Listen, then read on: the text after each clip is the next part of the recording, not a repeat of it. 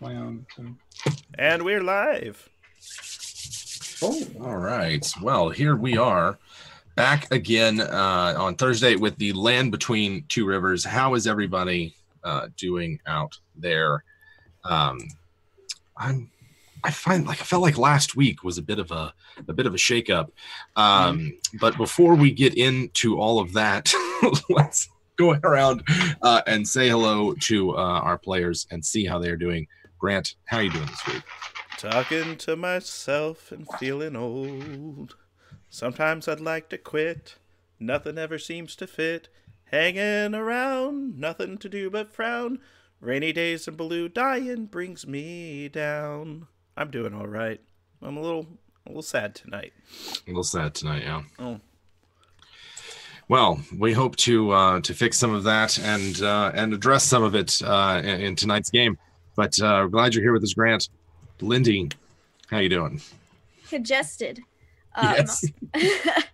I'm doing all right though. I am here. I'm ready to play some D&D and see what happens. 'Cause I don't know. I want to know I want to find out what's in that hole. Oh yes, in the big hole. I want to know what's in the big hole. Big hole. Yeah. Well, we'll see about that because we'll just have to see about that.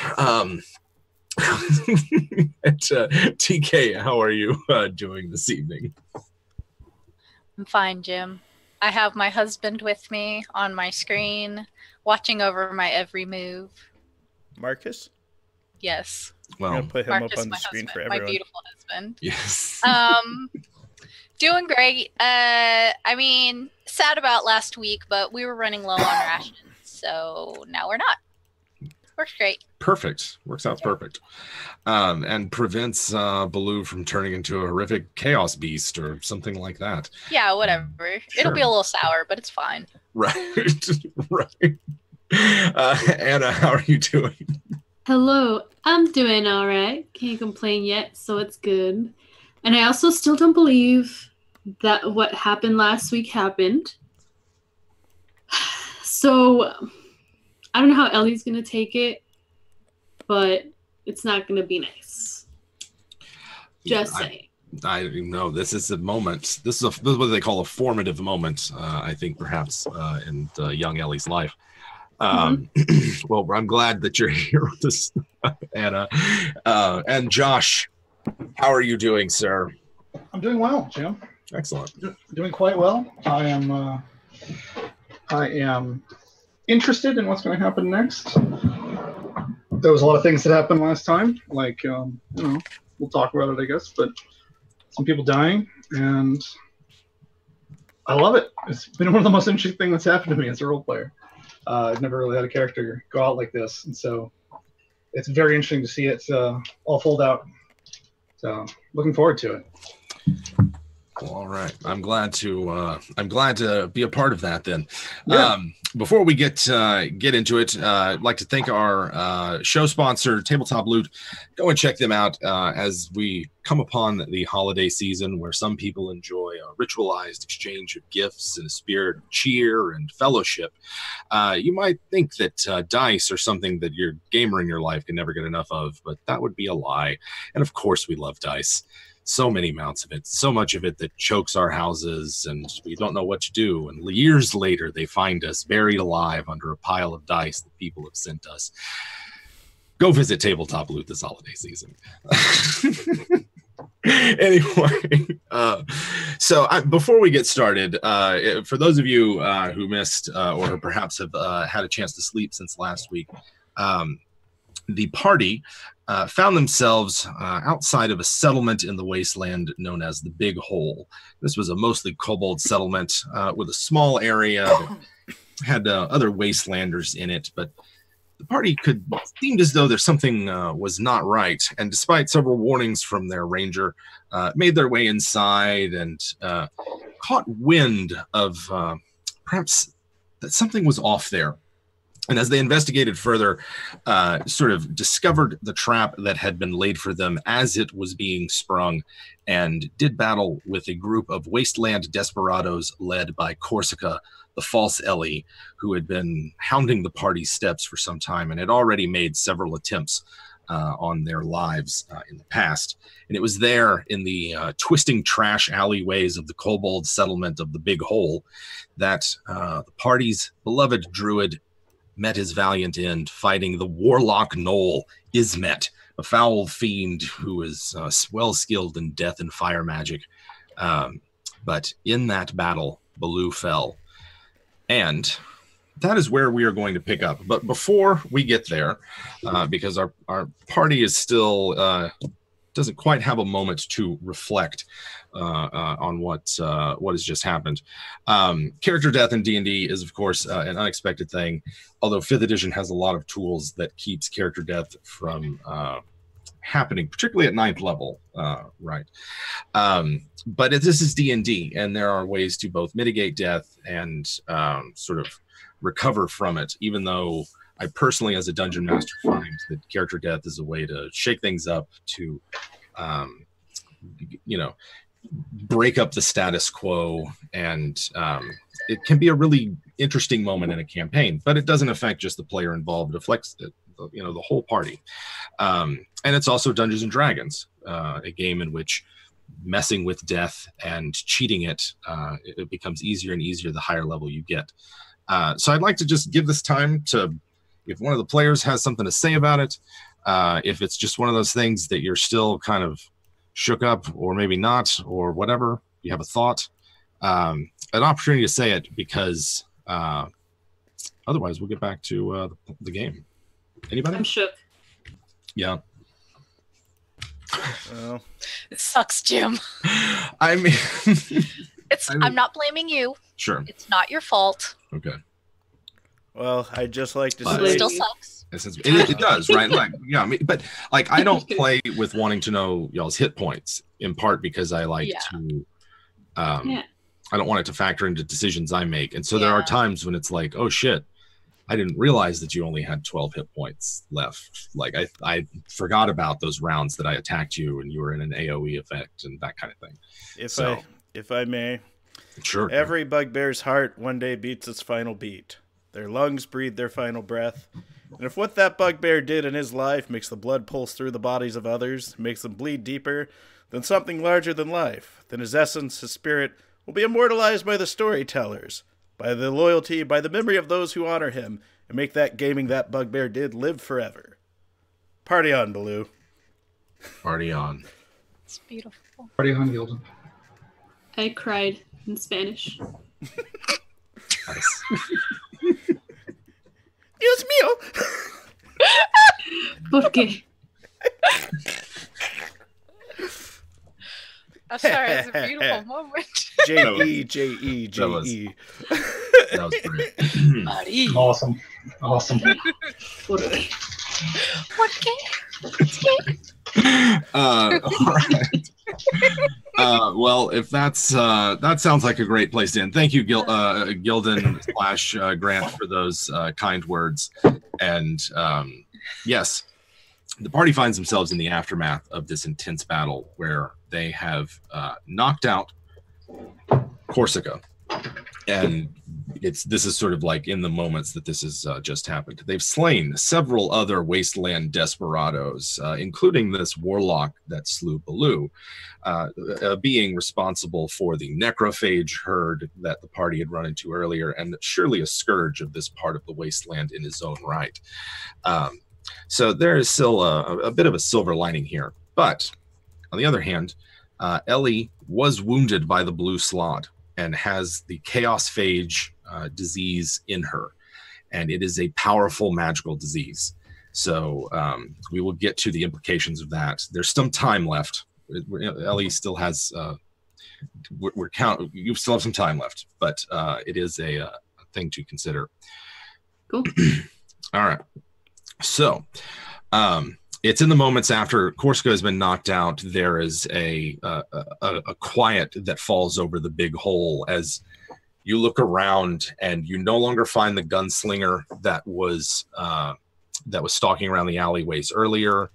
The dust kind of settles. The enemies who have been slain do not get back up, and your ally and companion Baloo is lying there as well. That is where we will pick up today's game. And I've cast Gentle Repose on his body. Yes. Gildan's going to look. He's going to assess to make sure we're safe. And he is going to prepare to transport the body to a safe spot nearby. And he needs to announce to the group that he desires to hollow a spot, and that's Hallow, Hallow. That Baloo might rest in peace, and that his soul might journey beyond, and that his body might not be defiled and turn against him and us. So as soon as you say this, and Ellie right now, she's like finishing tying up Corsica's hands, or like wrists, hands together. She'll look up towards Gildan and be like, wait, what? And then she looks down at Baloo's body, and there's just this moment of like shock. Like if a strong wind kind of like pushed you back, kind of like that, but with emotions. And she's just like frozen, it seems, in time. And what's going on in her head is mostly this really weird rage of like hatred and sadness and loneliness. But on the outside, she's just like, Baloo? Are you okay? Dead. He has never been better. Goblinoids die young. We don't live very long. It was his time. Die? What do you mean? He can't be dead. His soul marches onward into the eternities forever, but his body must be interred and laid to rest. And at this, she looks over to Mur and Icky, like, he's not dead, right? And then she'll rush over to his body and kind of like move him a little bit. Baloo? Baloo seems very bad. Patches of his fur missing. His eyes have gone cloudy. And he has several wounds that appear very, very grievous. Mm-hmm. As his body's not moving, Ellie's just going to go into her pouch and she's going to take out this health potion, her only health potion, and she's going to open up his mouth and like, Baloo, it's okay. You're going to be okay. And she'll just kind of like pour it like a little bit and like move him. No. Like it's... Gildan's gonna look to see if either Icky or Mur can help with this, because I must bind him so that I can drag him someplace safe. Mm-hmm. Yeah, Mur will come over to Ellie and kind of put her hands on her shoulders. Everyone has a time in which they need to go. It appears this was Baloo's. It is sudden. No one ever expects this in battle, but it is always a possible outcome. But he was my best friend. He can't just leave us.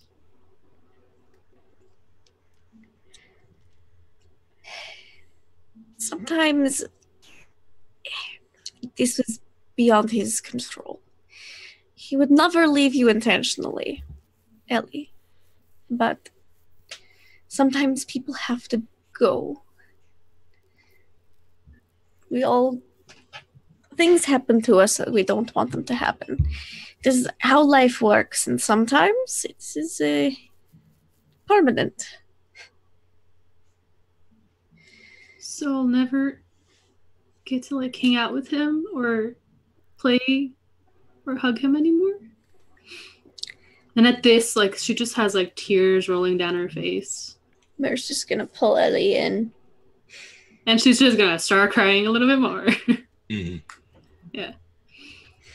but he's my best friend. How am I gonna see him again? Well, there are ways to communicate with spirits and stuff. I have heard. Never personally done it myself, as never had the need. However, he will, his spirit, if I know Bolu, it will be roaming the wastelands. He loved the wastelands.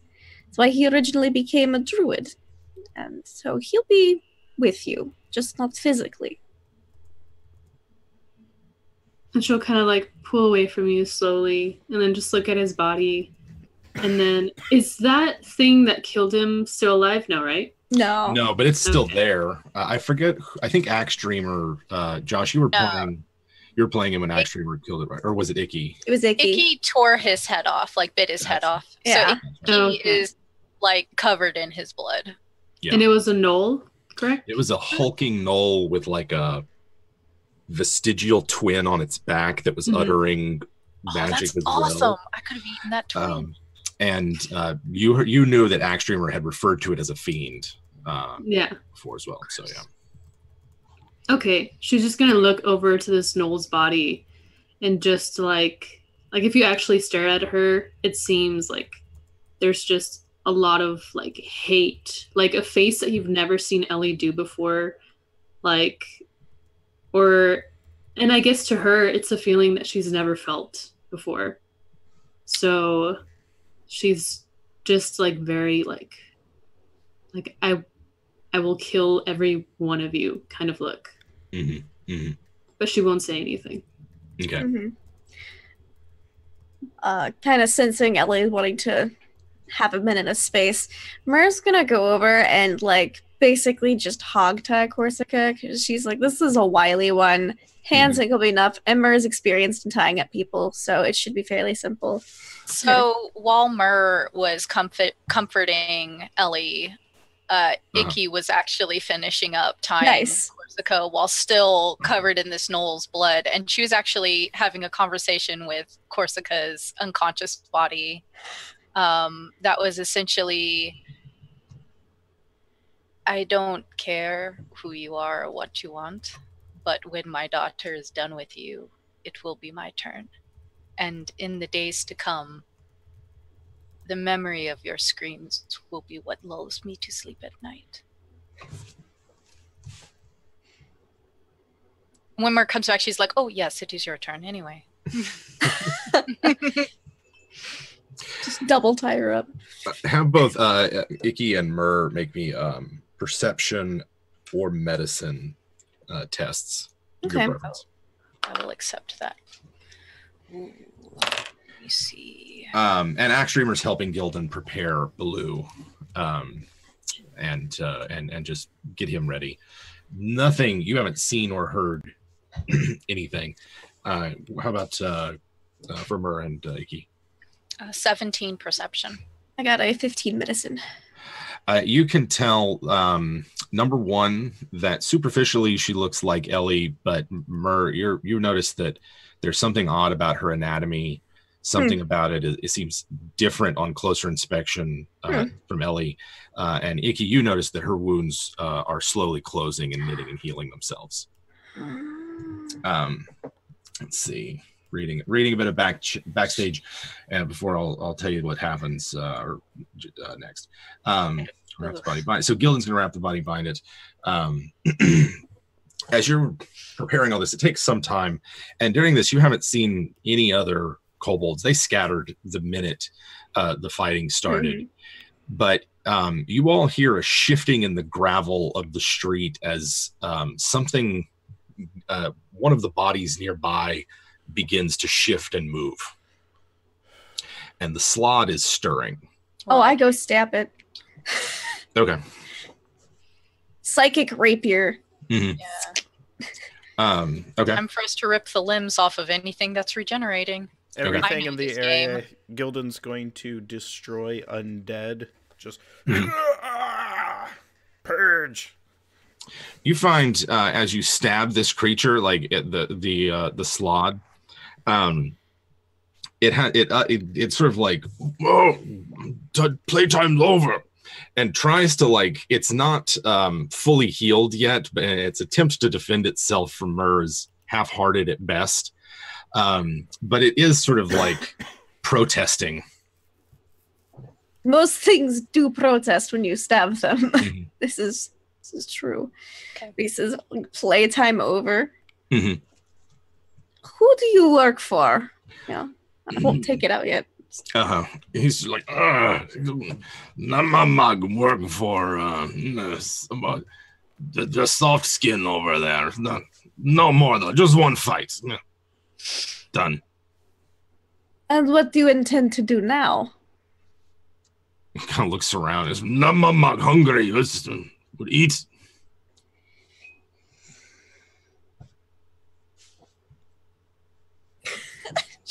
Mer's just done. He is. Try as you might to kill him, he proves incredibly resilient. Something about he doesn't really. He seems too weak to like fight back, but he is regenerating at an alarming rate.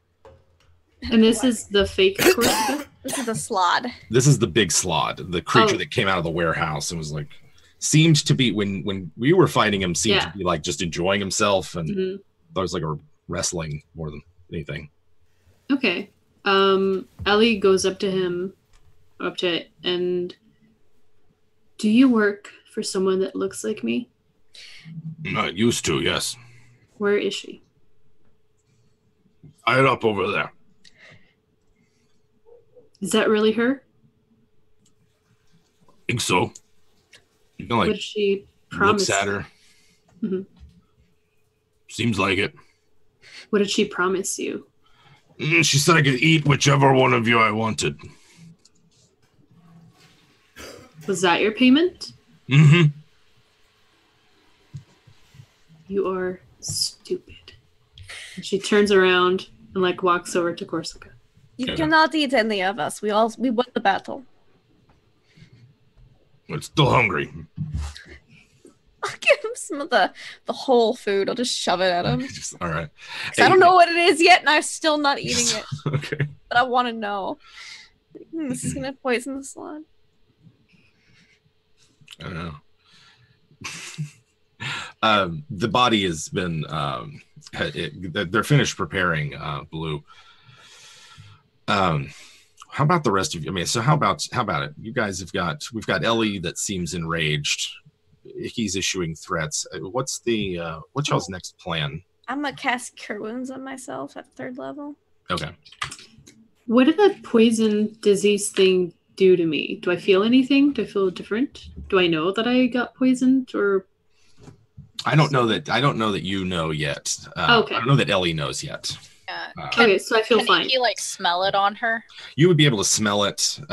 You could sense it magically, that kind of thing. But it's not a natural disease. Okay. Yeah. Got it. Icky will look at Ellie and say, "You stink." I look over like very. I know. I just killed stuff. You stink like that thing. Like what thing? And Icky will point at the slod. Mm-hmm. I smell myself. Like, do I smell it now, or is it just still normal? I mean, you're kind of covered in some of its blood, or at least you're. Icky will like get really close and like kind of hunch down, because like Ellie is like 6 feet tall, so Icky's still got like 3 inches on her. She'll like hunch down and like sniff around the shoulders and the chest, and like poke at the rib cage, and you stink here. What is this? Should I shower? I don't think this is the time. And God, Icky has like no real ability to sense things magically. She can only really like smell the difference in Ellie. I'll detect magic if Icky thinks something's up. Icky will. So I can walk around the corpses and see. Yeah. Icky will put like a hand on Ellie's shoulder and like press in with her finger, like with her thumb, one of her talons, and like press into like the sternum area, and try to like see if she can feel anything under the skin. That kind of hurt. Is that a medicine or an investigation or survival? It sounds like medicine to me. Okay. Yeah, it sounds like medicine. Just because she's at least used to things like parasites, she kept a giant centipede. Oh yeah. I don't know about this one. If you need a medical examination, Gildan shouldn't be too far yet. 14. Yeah, she seems normal to you. There's just something off. Something not quite right. Okay. In terms of magic, for one, Corsica doesn't radiate any magic whatsoever. Huh. Seems completely. But I totally took her poison dagger. Yes. Yeah. Who has the dagger? Is it Myrrh? Myrrh has the dagger. And then there's the giant sort of oversized wrecking ball mace that the desert spirit had is magical, but it's like I said, it's like this, it's like a telephone pole big, and then it appears as though the knoll had some like arcane implements and ingredients on them, but not necessarily magic items. Gotcha. Still no sign of any of the kobolds. You guys have been here less than an hour, but still a considerable amount of time. Okay.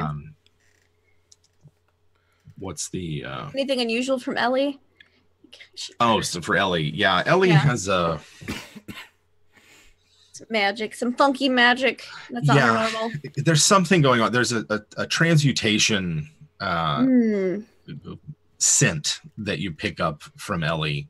That not quite a magical effect, but there is interesting.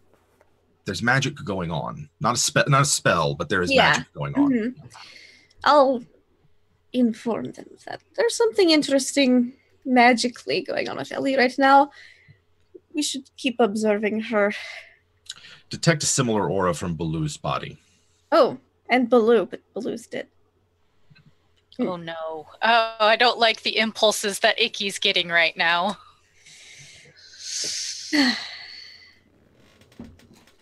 Well, is anyone else regenerating out of the people we killed? Okay. No, and Corsica still seems unconscious. And Namamag is like, if y'all just like savaged him, like fucked him up, it'll take him a while to get back. We could at least tear his arms off. Sure, that'll take at least a week to grow back. I'm not gonna tear his arms off. Icky has grown past that because like her first, you were like Corsica's regenerate. I was like, well, I guess we'll have to tear her arms off. And I was like, oh, Icky, no, you've gone past that. You were like, oh, it's a similar aura from Berlu. I was like, oh, we're gonna have to cut him open. I was like, Icky, stop. We've grown past that character arc. Stop. Right. Gildan would like to try to ascertain what's going on using the science, which he knows. I'm going to activate my channel, or my Domain of the Wise special ability to double my wisdom proficiency modifier in the skill of medicine, if possible, trying to diagnose the condition of what's occurring. And roll wise, I got a 27 for medicine. Ooh. It is definitely no. Yeah, it's definitely a magical disease. Something from it definitely connected to the wounds that they suffered from the slod. The exact nature of it is outside of the sort of wisdom domain that you have, but you know that it is beyond normal means to cure. Yeah, this is what I'm thinking then. As much as I'd like to create a hallowed place for Baloo's body, I think we are just going to have to cover him in leaves, burn it, and gather all God's children to throw rocks at it. Get a rock, everyone. Sorry, Ellie, cover your eyes. No, I don't know. I think we can prevent it from turning by hollowing a place. Still, this is bad. What the hey? I'm willing to drag him off. He shouldn't turn for at least, I think I've earned 10 days at least with the gentle repose. Gildan's kind of set on, I will find a place, I will hollow it, I will inter the body there and lay him to everlasting rest. That is the proper thing to do in this situation. All right. Well, then We should leave. we should. Pluck one of my insects from the insect plague out of the air. Proceed it. You can hear a gate opening somewhere around as Gildan's finishing up his speech, and the sound of like what maybe a wheelbarrow or a cart or something. Bring out your dead. Okay. Someone's approaching you. Describe them. You hear them first. Sounds like a cart and several a crowd of people rather. And as they wheel around the corner, you see the group of about 8 or so of the kobolds. They're dressed in all sorts of what you take to be finery, and have a cart laden with what looks like a ramshackle chest, some other things sticking out of it, a whole bunch of stuff. And they're like, they're waving a white flag as they approach you. The old Trojan treasure chest. Bring it on, kobolds. No, please. Now, listen. We don't want any part of this beef that you got with each other. We really appreciate if you would leave the big hole quite alone, and we're here prepared to offer tribute to you if you would just pass on through and forget you ever saw us here. Thank you.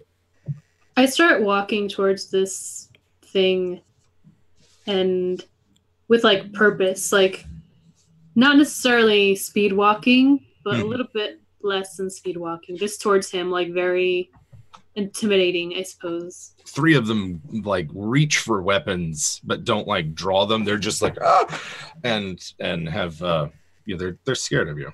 Yeah. And then I go to the person that was talking, and I grab him by the neck. I kind of lift him up. Whoa. And pin him down. I'm casting hold person on her. Yeah. I have to. I can't let you. Do what? Just a second. What's that, Ellie? Can I speak with hold person or no? You can stutter.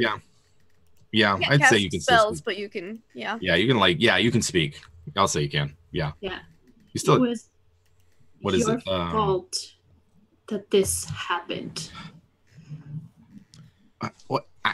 No, it was not our. It wasn't our fault. That prevented this from happening. Now my best friend is dead.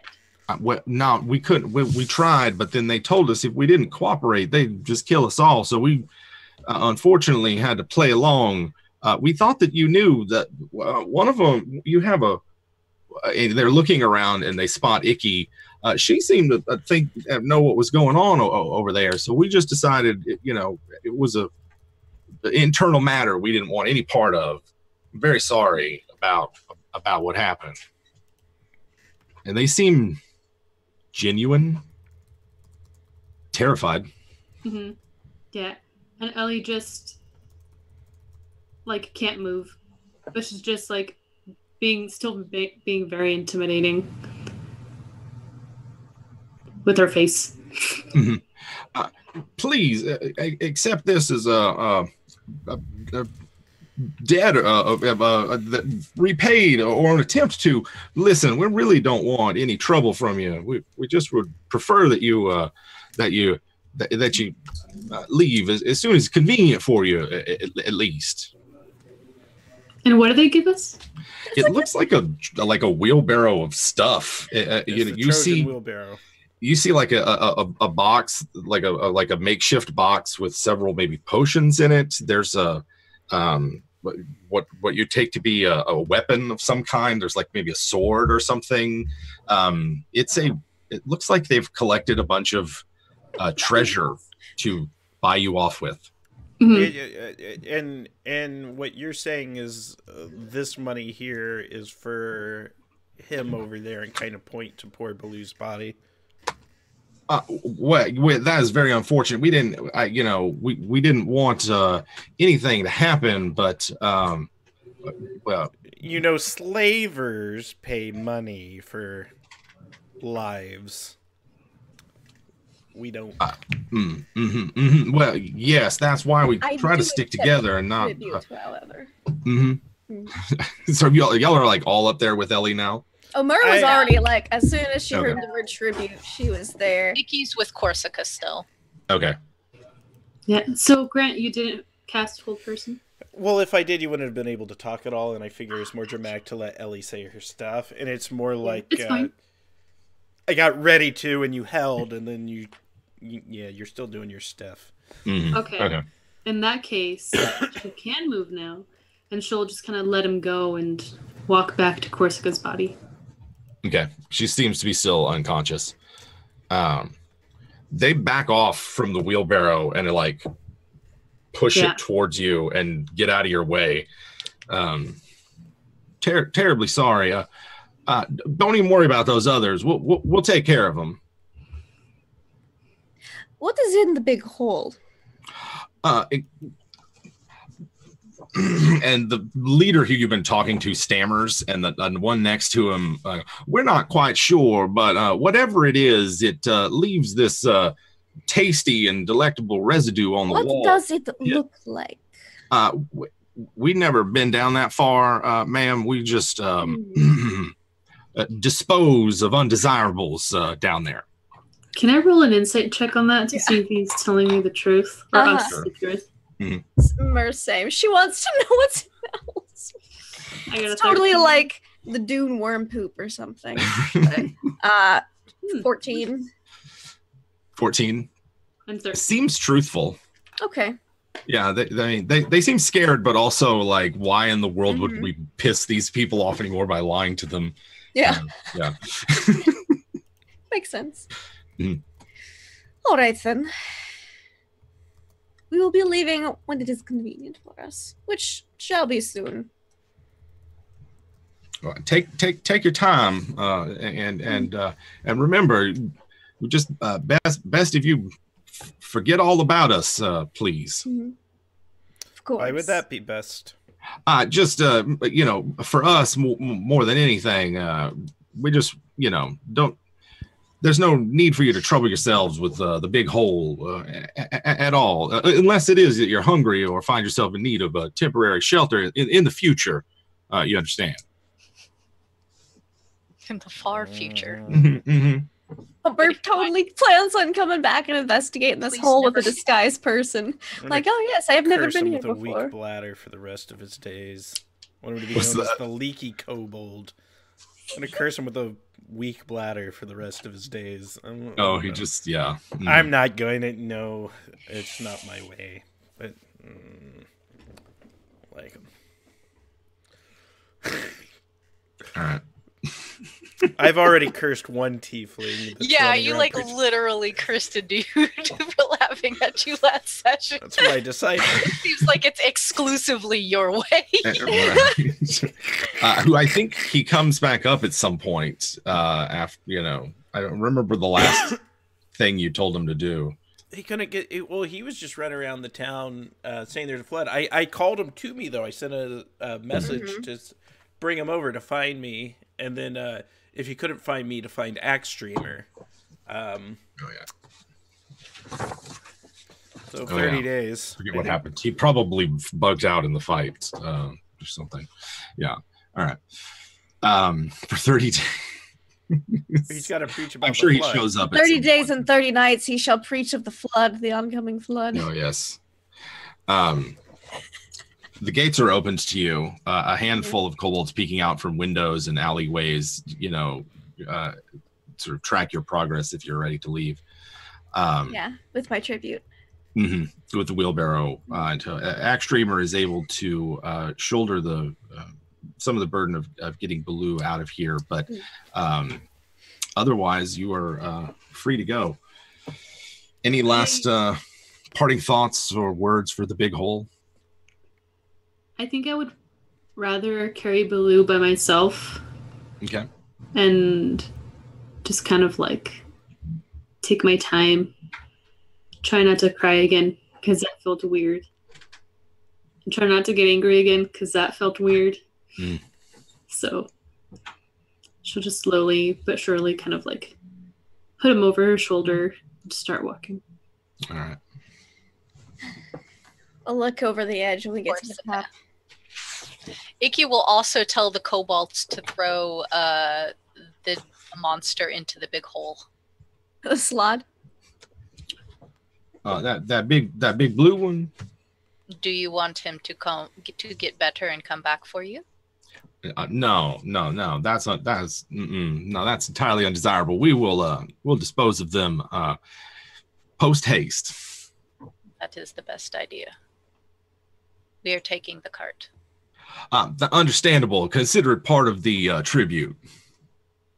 I will be back. No rush on that. Well, I love these guys so Icky, when they get to the outsides of town, Icky will make some marks on the outermost wall specifically for Rix, just like a shorthand to let him know that there is tribute available in that city. Nice. These first level adventurer problems want these 9th level adventurers out of their village. All right. Rix can come back and get all the tribute he wants. Right.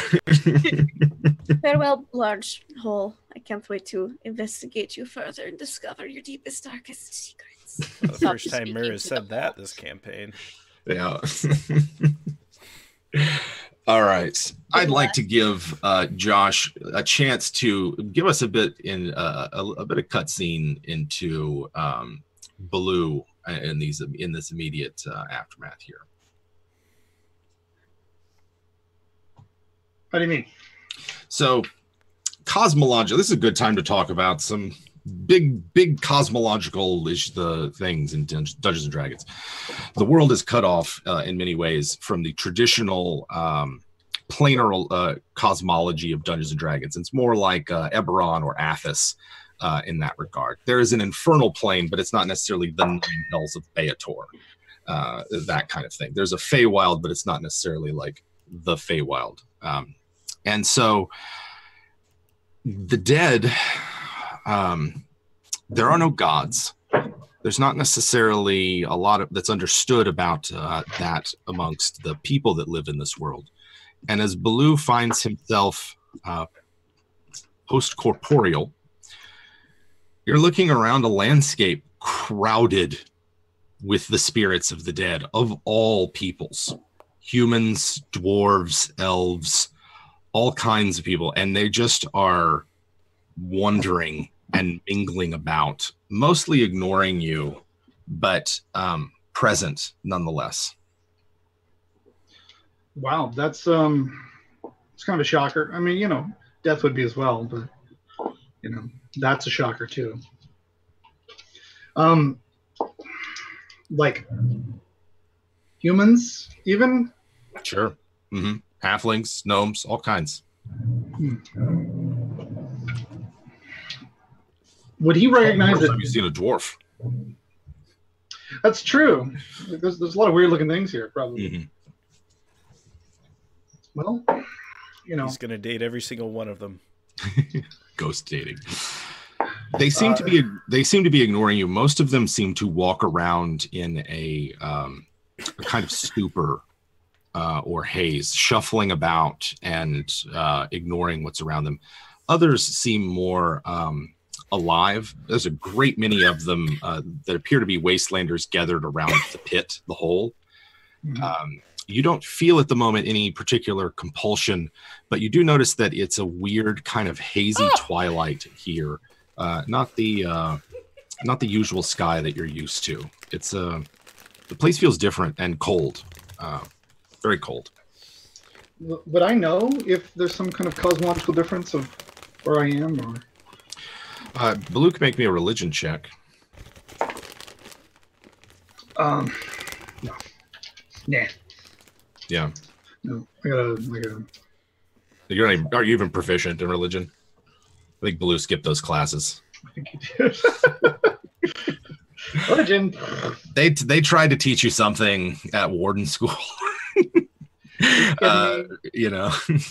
No. You're not sure. You know that the Fellowship doesn't even know. The Fellowship is sort of like has a sort of a reincarnation cycle belief, but you know, whether that's connected to the tree or something, you're not really sure.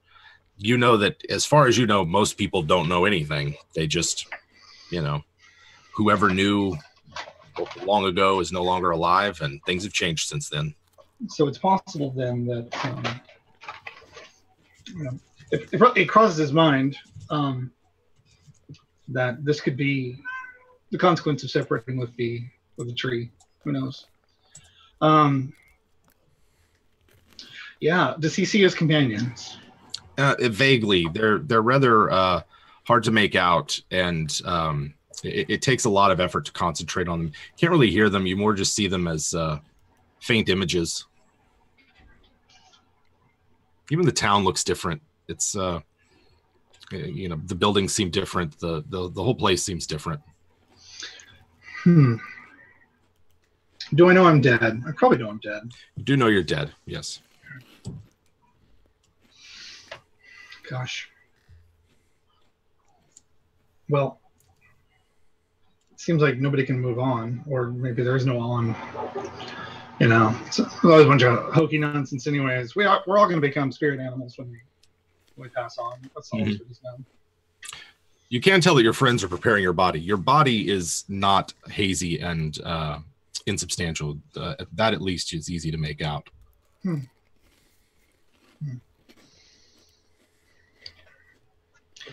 I feel anything, like as far as the earth? Give me the description. What does Baloo do? How do you make that attempt? Well, before when he would commune with the earth itself, you know, he would get dirty, he would light things on fire, and he would evoke all of the elements to try to get a you know, because the earth is not just the earth; it's everything. Sure. And he would try to get in touch with that by ending a life, and by creating fire, and by, you know, not drinking water, but putting it in the earth, and, and those were the things that he did to kind of reconnect. And on some level, it appeared to work. So you find that your magic hasn't left you, but it's taken on a different form, and that the complex arrangement of words and gestures that produce spells you no longer need, and the it's more about a kind of an emotive gesture that produces a magical effect as you attempt these rituals that would bind you closer to the earth. And you sense in that moment a greater spirit at work here, a world spirit of some kind that is present in this dead land that you find yourself in, and are able to tap into it briefly, and you feel a pull. Coincidentally, it is the same direction that your companions are traveling with your body. Okay. Well, I think his first impulse would have been to follow them anyway, but now that he knows this, he will a level of determination. If you can have that in the immediate afterlife, grabs him, and he has a willful spirit and will follow them. All the while keeping his eyes open for signs of anything, you know, all the things that he's heard. You know, you hear about the afterlife. You hear people tell you about the afterlife. Stories abound. Sure. Yeah. What's it like? And so he's thinking of so much that could be and should have been, and his, you know, even though he has passed on his mind, his soul somehow is still lingering and is still searching. Sure. So he will follow. He will follow. Back in life, you exit the tunnel that leads to and from the big hole, and find yourself again. At this point, it's sort of the middle of the day. It's very hot, very bright. you're all wearing your protective clothing that prevents you from burning to a crisp, but getting back to your air skiff, which is not that far away, is top priority. Anything else that you do other than after this, like as Icky is fixing the mark on the wall? It's an entire city of suckers.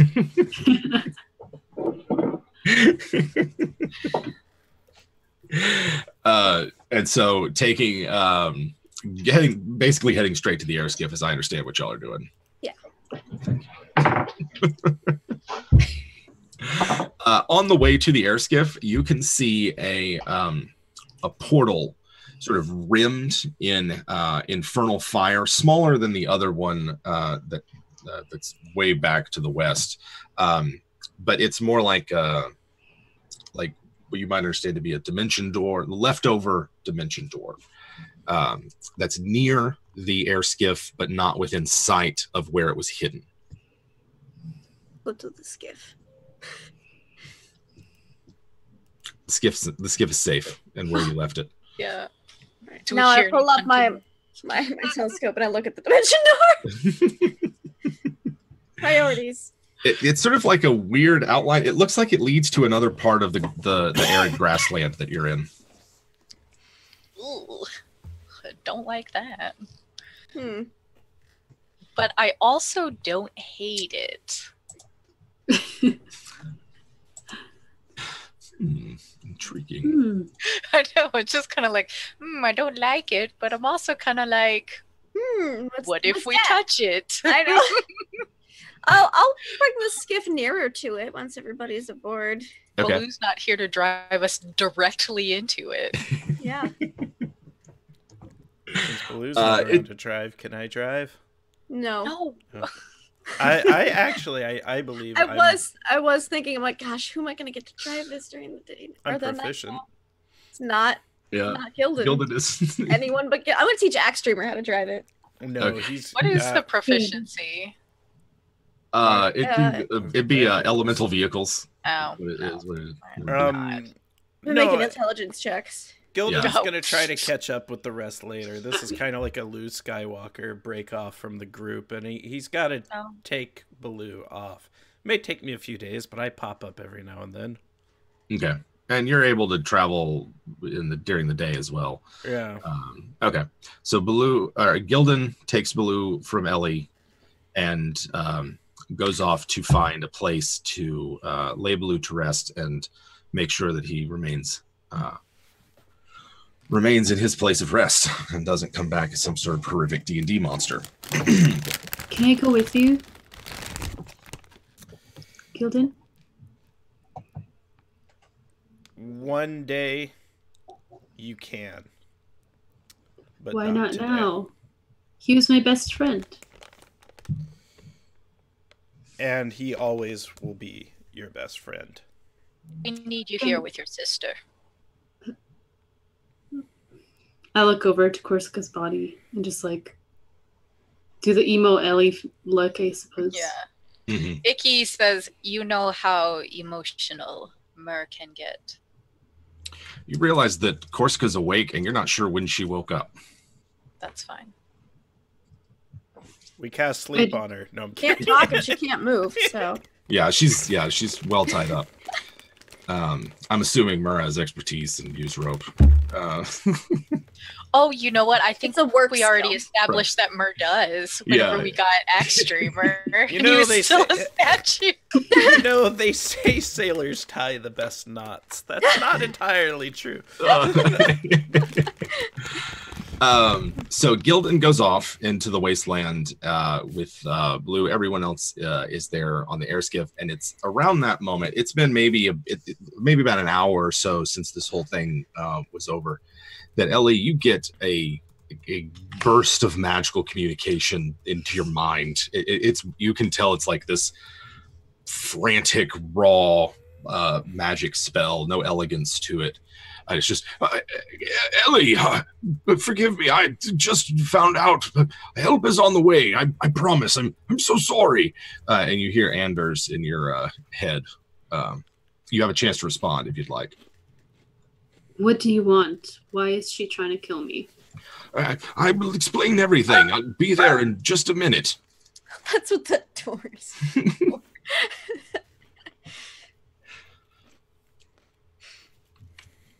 There better be no funny business. There's no response after that. Okay. In that case, what about, so those of you on the air skiff, where are y'all headed? What do you do? You had brought it around to check out this small infernal gateway. Mm-hmm. It just looks like it leads to somewhere else in the grasslands. Yeah. Do we recognize it? Is it like a place we've been before? It looks like if you sort of like walk around and look at it, you can catch out, just make out the edge of like a campsite or something. You can tell that there's something there. Throw a rock through it. It's fine. You see it land on the other side. Icky, do you think this could be Rix's campsite, or do you think this is where Corsica was before? Or potentially someone else that we have no idea and we're just messing with things. Icky will kind of smell the air. And I don't know. She's one of her favorite enemies is infernals, like fiends. Mm-hmm. And then she is like one of her favorite terrains is grasslands. Does she, knowing what she knows about fiendish magic and knowing what she knows about grasslands, does she have any idea how far the portal for this would go? Like what the range is? Like if she probably less than a mile. Okay, so she knows this is within a mile. Mm-hmm. That tells her that Gildan could find them. She'll look at Myrthen and say, I do not know that campsite, but this is within a mile. All right. I just keep your eyes open. We don't need anything else today. I do not think it is Corsica's spell, because it would have fallen when she went to sleep. Most likely. Myrrh can make me an intelligent, or not intelligent, Arcana. Arcana? Oh, that's even better. That's probably for the best. Icky doesn't know a lot about magic. That's going to be math. 24. You know that the basically the planar barriers around the world are thin enough that sometimes powerful teleportation magic leaves permanent portals. It's not always the case, but the more powerful it is, the greater the likelihood. It's similar to the fact that the one that you pass through is made with a spell that's just permanent. Well, it's there's potentially a powerful fiend in the area, so keep your eyes open. While you were checking around, there were knoll tracks all over around the portal. Between the two of you, this seems as though this could be from where that knoll that killed them came from. Okay. Ellie gets even more alerted, I suppose. And then she tells you two, like, my dad said that he was coming. Why? I don't know. He said that help was on the way, and I don't know if that's a trap or not, but I don't trust anybody. And I look back at Corsica. He cannot have her. No. She just nods her head. And do I know... Well, I mean, I guess Ellie hasn't tried talking to Corsica, but she'll kind of sit down right next to her, and I don't know why you decided to do all this, and I've never done anything to you. And I kind of just wait a little bit to see if she would reply, or if it's because of that magic or whatever, poison. Is she gagged? She was, but if Ellie wants to speak, I would remove it.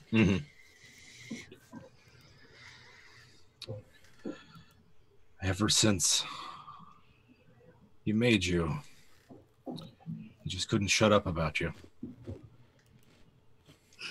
So you want him to talk more about you than me? I think I just wanted it to end. Him talking about me. I just, you know, how perfect you were. It was, you know, I was just trash. So why did you not kill previous him? Experiment. He would stop talking about it if you killed him. He's quite resourceful.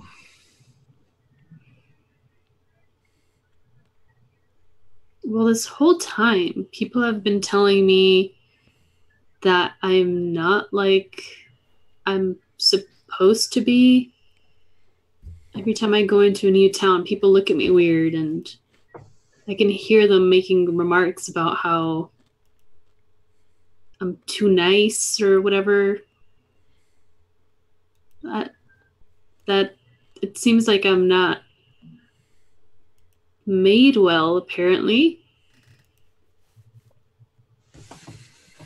So I don't know what to tell you, Ellie. All I know is that he seemed to think that you were his last hope. And once you were there, there's no use for a thing like me. She just nods her head. Mm-hmm. So if I killed you, would that make your life better? I'd prefer not to die, if that's what you're asking. I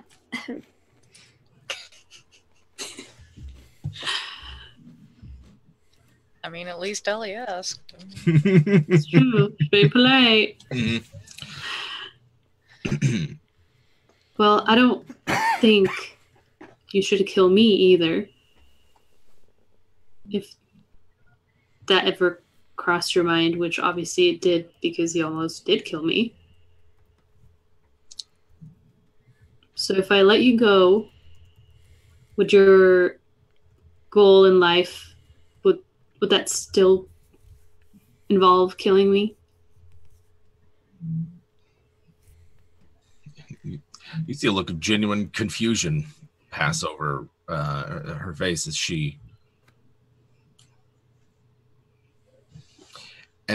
confusion turns to calculation, she doesn't answer, Ellie.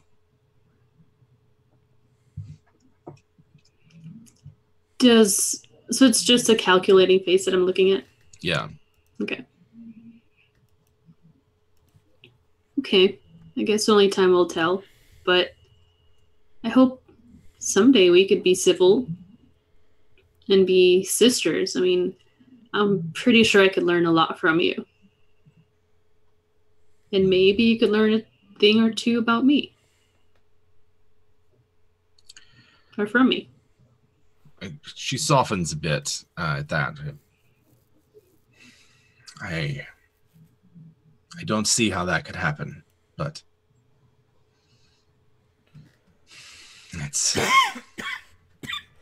I don't see how we can continue with this arrangement either.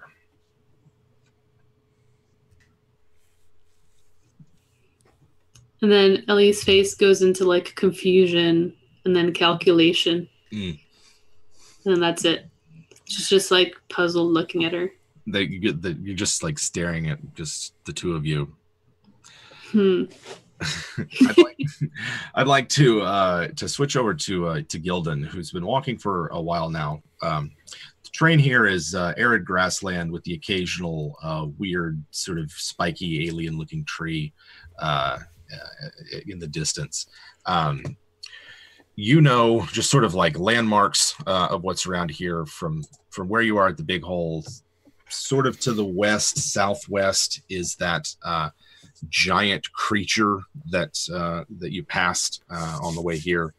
And you sort of see that there's a rough trail cutting through the dry grass that heads in that general direction. There's another one that goes off to the south. But otherwise, you seem to be out in the middle of nowhere. Yeah. Which is not unusual for Gildan. It's how he lived most of his life. I think his feeling is he needs to take Baloo back to where Baloo had sort of established a place where the free servitors could live, more or less. That's really where he needs to inter Baloo's body at. And then, of course, proceed after hollowing the land to explain how the second prophet of the flood had fallen and we must rise up to avenge him. Probably not happening. However, if Gildan can't orient himself, and he's a better navigator at night because he knows the stars very well,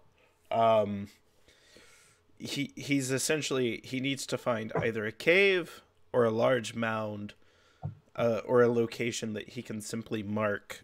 He's willing to travel for 3 days in any one direction. And then he must, he's essentially going to appeal to Baba Yaga to more or less guide him where to leave the body. Of course, she would probably say, dump it. It's worm food, right? But yeah, you never know. She might also say, well, no, take care of the body because in 10,000 years, they're going to revive him and have a 9th level druid to lead, the third army of the reorganized fellowship. Who knows? Right. You never know. Yeah. So here's some sort of basic facts that Gildan knows just from his time in the wilderness. And Gildan is proficient in survival, right? So you know that to get back to where Baloo had built this dwelling, that'd be a 6-day walk for you. You guys made it in the air skiff in a little over a day, but hoofing it would take a while. In terms of finding safe shelter, you're confident that you could find a place, anywhere between here and there that you'd like to, travel.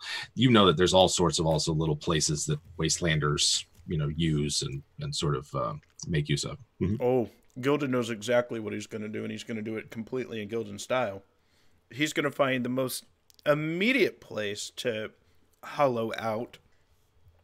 And then later in the future, in fact, he might even send a message to the servitors to build a false grave back at Baloo's home. So any enemies of Baloo will be led to the false grave site. And that might, smoke out some enemies we have. But that's very Gildan. There's going to be this false tomb. Blue telepathically approves. Oh. So if you are willing to travel 3 days in any direction, which direction do you go? West will get you back to the savannah. Otherwise, it's all grassland. And kind of a northwestern direction. That's where my heart says. Head north. Closer to Medusa lands, but also be heading west and then try to find a good place to hollow out. It'll essentially be a 60-foot area. No fiends or celestials or undead will be able to enter. We're going to bind everlasting rest to the area so that no creature can turn into a zombie there. And it'll be a sacred place that we know. And it's essentially going to be Baloo's secret gravesite rather than a public shrine, which I would use to spin up a religious war of some sorts. The Ninth Holy War of the Waste. Thanks, Grant. So Gildan begins to make a 3-day trek northwest, putting you sort of on the border between the grasslands and the savannah. During that time, Baloo's spirit, you sort of feel the compulsion to stick with your body, which is still vibrant in your perception, while the rest of the world is sort of like when Frodo puts on the ring, sort of like wispy and shadowy and the like. Everywhere you go, spirits of the dead. It's like they just can't get enough of this place. When Josh and I switcheroo, we bring them back, and it's like, Baloo, go live out the rest of your days as a farmer. We'll say that we buried you. I'm going to ground. I'm turning to a dire badger and just See you later. Yeah. Reincarnate. I know what I'll do. I could dig out that the water portal. I could slowly like dig around it until it opens, cracks open. The water portal would actually be the place to leave your body. It was a safer place. We may not flood the earth, but we could have flooded this cave. Right. We can flood our hearts. So what were you asking about Spirit Blue?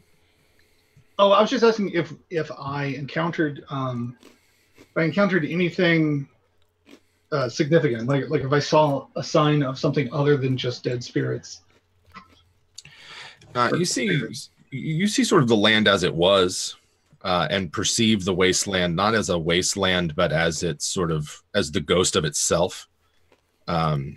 Spectral. This is not a dry, arid grassland, but it's more like a proper prairie or even sort of a lush grassland. The Horn and Hound were not there whenever the land was vibrant. These are new rivers, so they don't feature into it.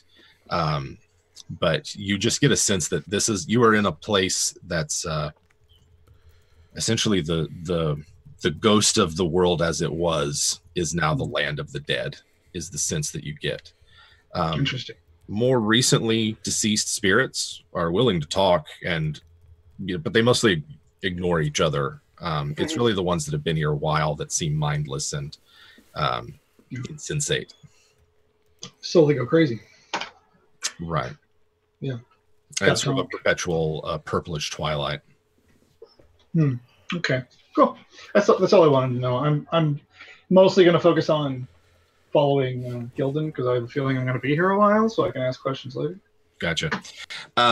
For the rest of Gildan, Gildan takes off, and you watch him pass it to the horizon, and you've inspected this sort of smaller portal, fairly confident that you think you know what might have caused it, and have had this moment with Corsica. What's the plan for the three of you now? With Axe Dreamer still there, he's just kind of like keeping to himself. Well, Ellie's dad said he'd be here soon. Mary doesn't know. She shouldn't like that. But Ellie's also got this weird magic kind of stuff about her. Does she think that maybe Helen would be able to figure out what this is more? Possibly. I mean, possibly. Helen. How far away are we from Trade Town? If you traveled as fast as you could go, you would be able to get there probably in 2 days. Okay. Yeah. All right. Is Ellie visibly worsening? It doesn't seem to be. The real problem comes is if you. No one's tried to heal you yet, have they, Ellie? I could try to heal her. Okay, because I'll just tell you now, any attempt, magically or otherwise, to heal Ellie does not work. And that's sort of I guess a big indicator.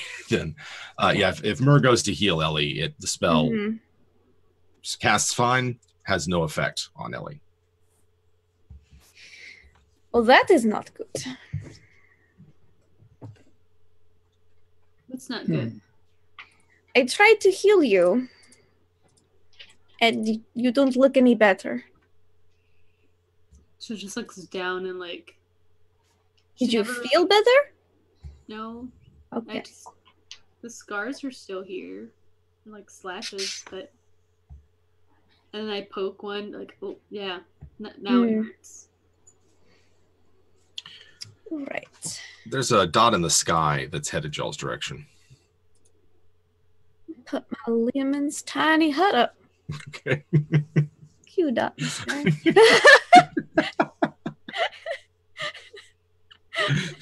What was that? I don't know, but in case it's something bad, I'm putting up the hut. Can I still look at it from inside the hut? Yeah. Yeah. Okay. Is it a certain color or? At this distance, it's difficult to tell. Looks like maybe it's blue, blackish. Okay. Small. humanoid shaped. As it gets bigger, it seems as though it's a person of some kind flying very quickly through the air.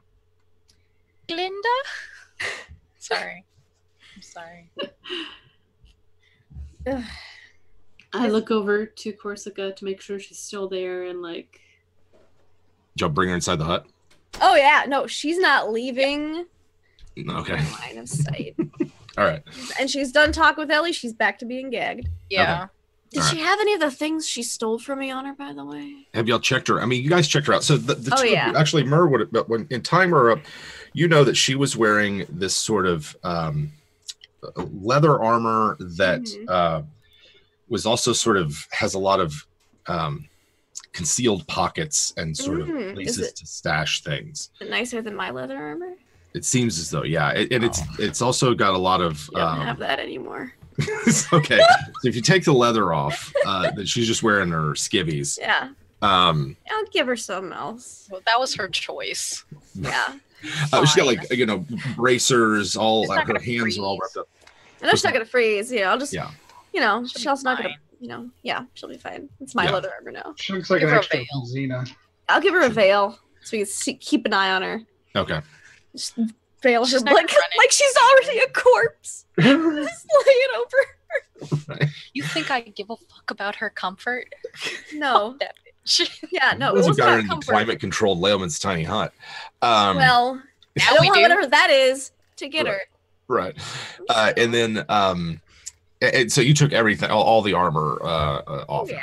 Okay. In that case, What do her teeth look like? Are they nice teeth?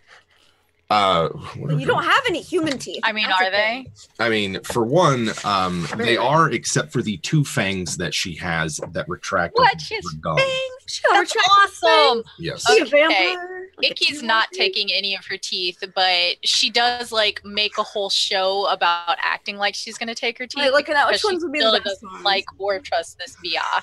Mhm. So like she makes like a whole show of it. Also, nobody has healed Icky, and Icky's still covered in blood. Oh, I'll heal Icky. Icky, Yeah. here you go. I will. All right. I will She lay my will. hands. Yeah, That's a she'll D20, I need retain D8s. the fire scars though, because I think they look dope. 2d8. 5 plus 7 plus, so 17. You get 17 back. Yeah, that second level. Thank you. You're welcome. So on Corsica, tucked away into one of her bracers, Mhm. is a charm bracelet that has on it charms for a small chest, pair of daggers crossed, a cube, a tiny lizard, a jug, and a little bag. It seems to be made of silver, I like jewelry. and it is magical as fuck. Oh my goodness, this is magical. I'll say anything. Yeah, it radiates powerful magic. This is cool. We find any other stuff on her that's not just How many- these? How many legs does the lizard charm have? It's got 6 legs. Nothing else radiates magic, and in fact, when you put the if the charm bracelet is hidden where you found it doesn't even shine through the compartment of it. Huh. Do I recognize what kind of fangs she has? Like they're snake fangs, or do I have like an animal that I can relate those to? You think you should be able to, but you do not. This sort of morphology does not look like anything you're familiar with. Can I? Oh God, Icky, stop it! No, I'm not going to. I refuse. Can Icky take a jar and press on those gums? You're trying to milk her poison. Fuck yeah, I am. Okay. I'm sorry. Are they crimson basilisk fangs? I don't know yet. I'm gonna find out. My other source of poison is dead. So, oh yeah, sure. Purely utilitarian, and also I want to make her uncomfortable. Give me an athletics roll. She's not gonna. I mean, unless you like. Oh, I'll hold her down. Okay. Oh, sit on her. You'll have advantage. She'll have disadvantage. Yes, sit on her. I'll sit right on her. There's still a possibility that something terrible could happen. That's fine. She might bite me and I might die, but that's God. okay. Yeah, I got a 12. That's what. Oh, okay. Let me look at my athletics. I got a 14, which is garbage, but luckily you it's just like an ugly wrestling garbage. You managed got, like, to her knee on her chin. It's just Myrrh and Icky. All the while, this humanoid that's flying towards she's getting bigger and bigger. It's fine. There is right. You get some, in a little jar. Yes. It's a considerable amount as well. Oh, awesome. Nice. I'll have to milk her one more time before we just shoot. Put a cork in that. Mm-hmm. Goes in the bag next to the corpse of my dead animal companion. You bitch. Sorry, I'm not mad. That's true. I'm not mad at you, Jim. I'm mad at Corsica. That's fine. Like and I don't want any of your characters to die, but my NPCs sometimes do. Yes, I'm mad at her. As the figure gets closer and closer, you can tell that it is Anders, or sort of looks kind of like Anders, and it's sort of like seems to be flying of its own or his own volition. I think that's my dad. Flying through the sky. This is fantastic. Okay. Do you want to talk to him? Because if you don't want to talk to him, you don't have to. I will simply tell him she doesn't wish to talk to you. I mean, I guess I should.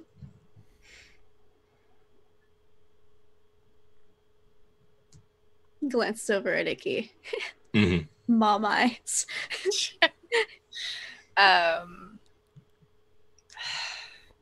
Fine.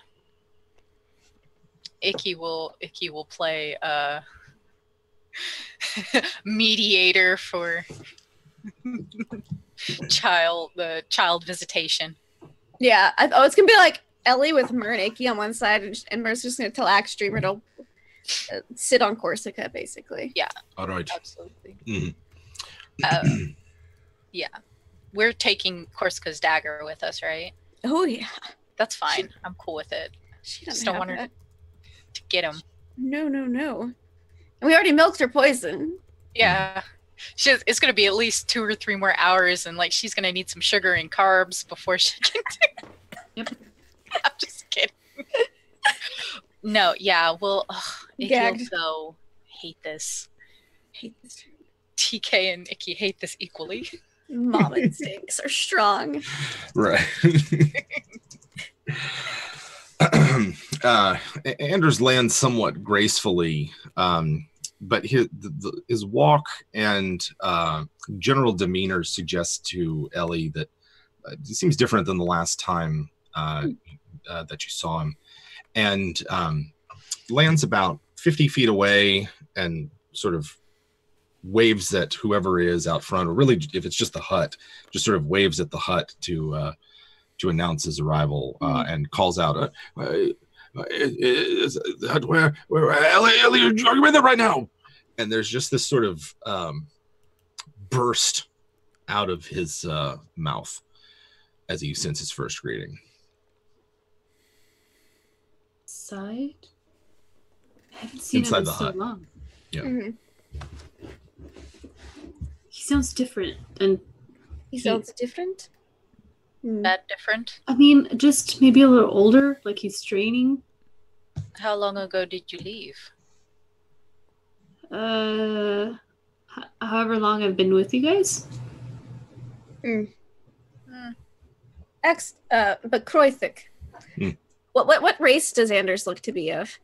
It looks to be human, but also this figure that you see seems old, very sweaty, like just moist in the sun, and he hates it. Yeah, wet sort of hair, and sort of very wrinkly and seemingly old, but not like decrepit in his movements. What is the life expectancy of a human? Ellie doesn't know. He's sort of the oldest one I know was in his 80s or so, but he took good care of himself. All right. He looks old. Yeah. He steps forward some more. Don't be alarmed by my appearance. And it's this sort of same rushed speech that I want to insight check him. Okay. I hate him. Did he know you were talking about him? Well, sound does pass through. This isn't a soundproof dome. Oh, it's not? No, it is most definitely not. 15.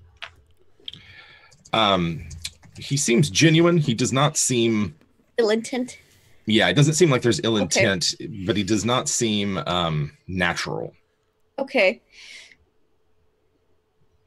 Something is afoot, but he does not seem to harbor ill intent. You want to greet him back, Ellie? Hi. Please, don't be alarmed at all. I am a temporary proto-being of Anders. He's sort of... what? A proto what? A temporary proto-being. What's that? Like a duplicate. Oh, why isn't he here?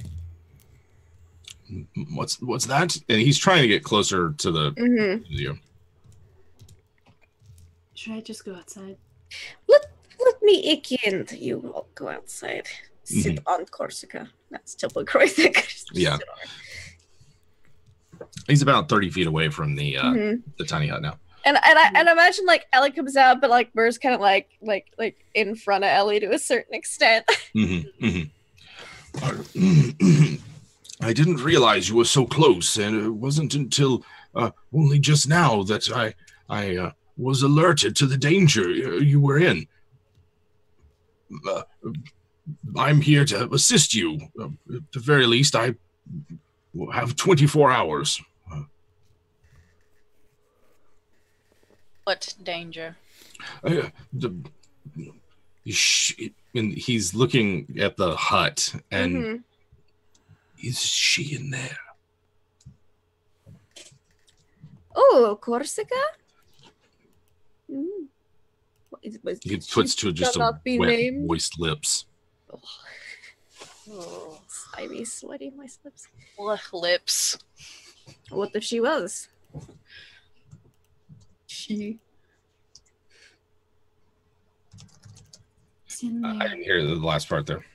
She. What if she was? Oh, there's someone watching her. Ooh.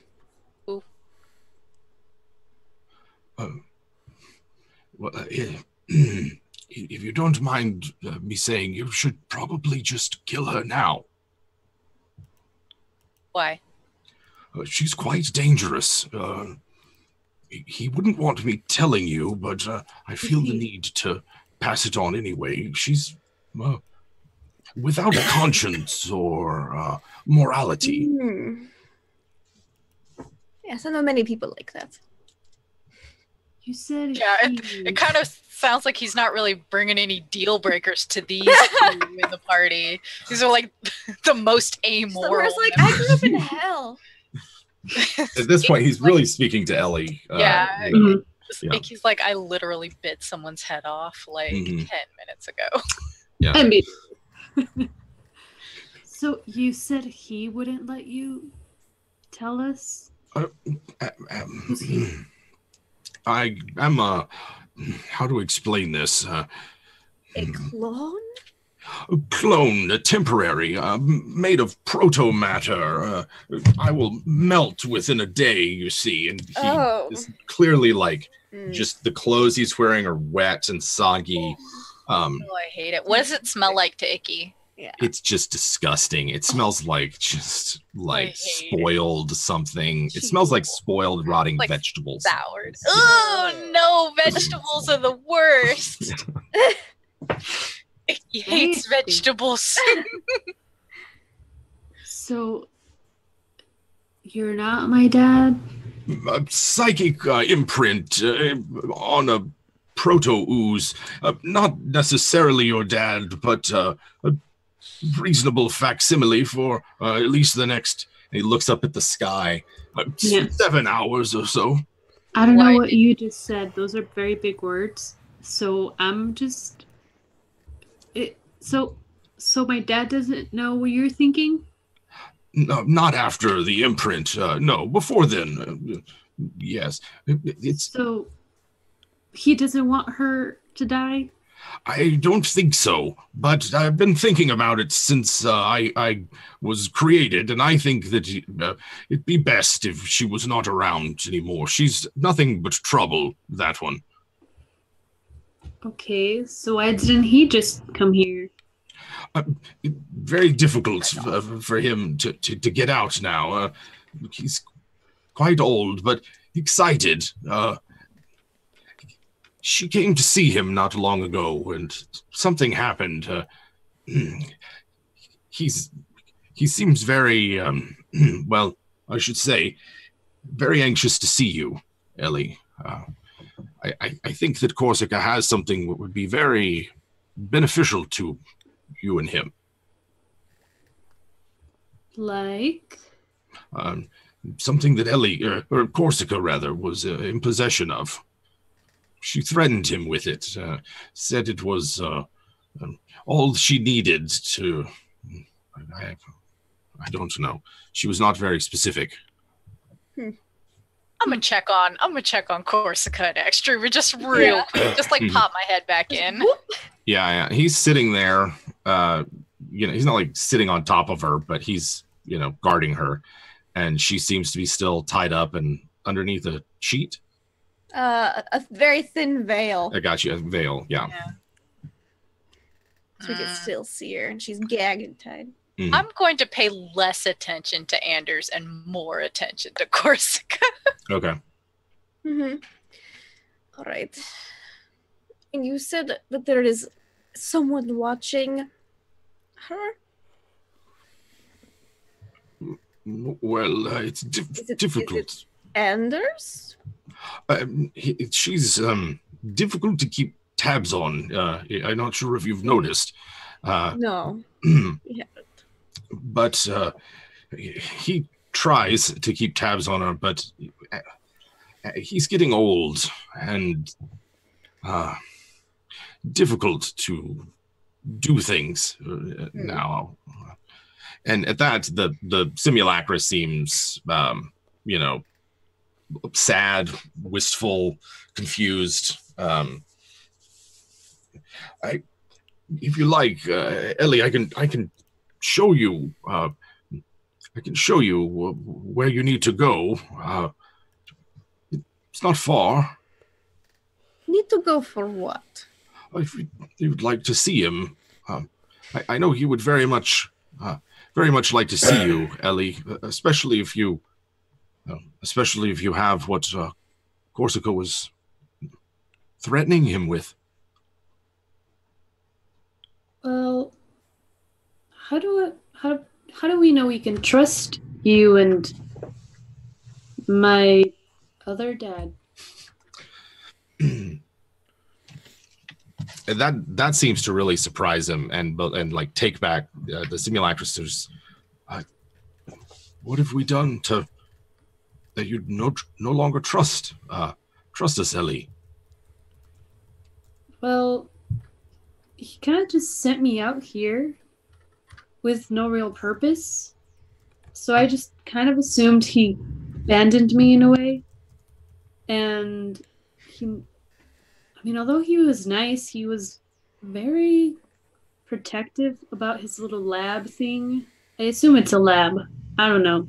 That's what I found out these couple of weeks or months. But he would just get very angry about that. So I just assumed he brought my twin sister here to kill me because I was weird. No, Ellie, I'm terribly sorry you think that. No, Corsica is a mark of shame. And the lab is a complicated matter, but neither he nor myself wish you any harm at all. You're a pride and joy. I kind of like slant my eyes a little bit, like trying to see if he's telling me the truth, and I'm gonna roll for an insight check. All right.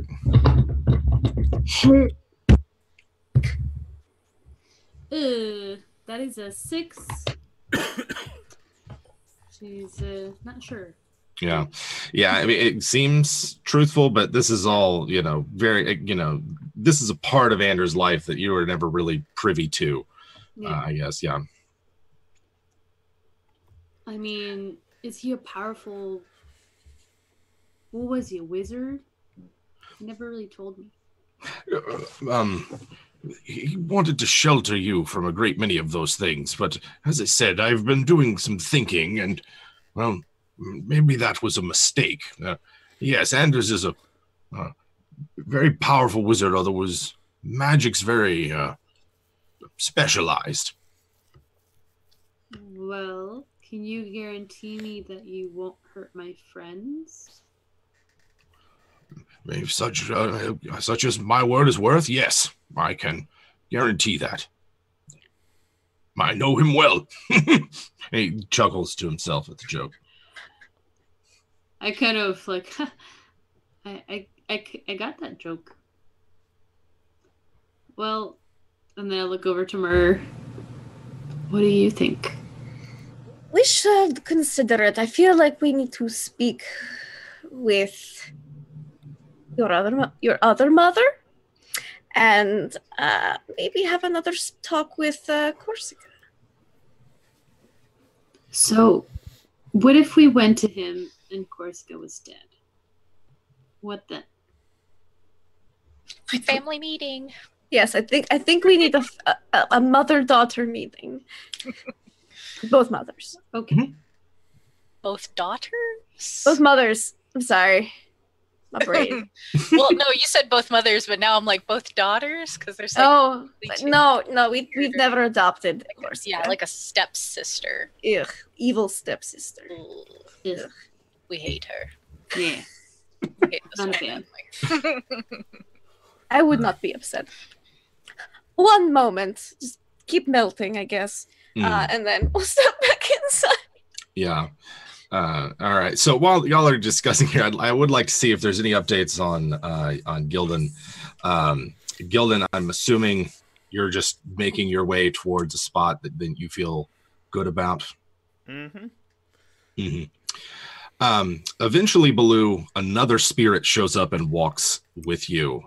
You're not sure what it is. You perceive it as a massive sort of spiritually potent entity, obscured from making out details of it, but it's sort of like if you're on one of Gildan's sides, it's on the other, as you're walking across this spectral land that you're in.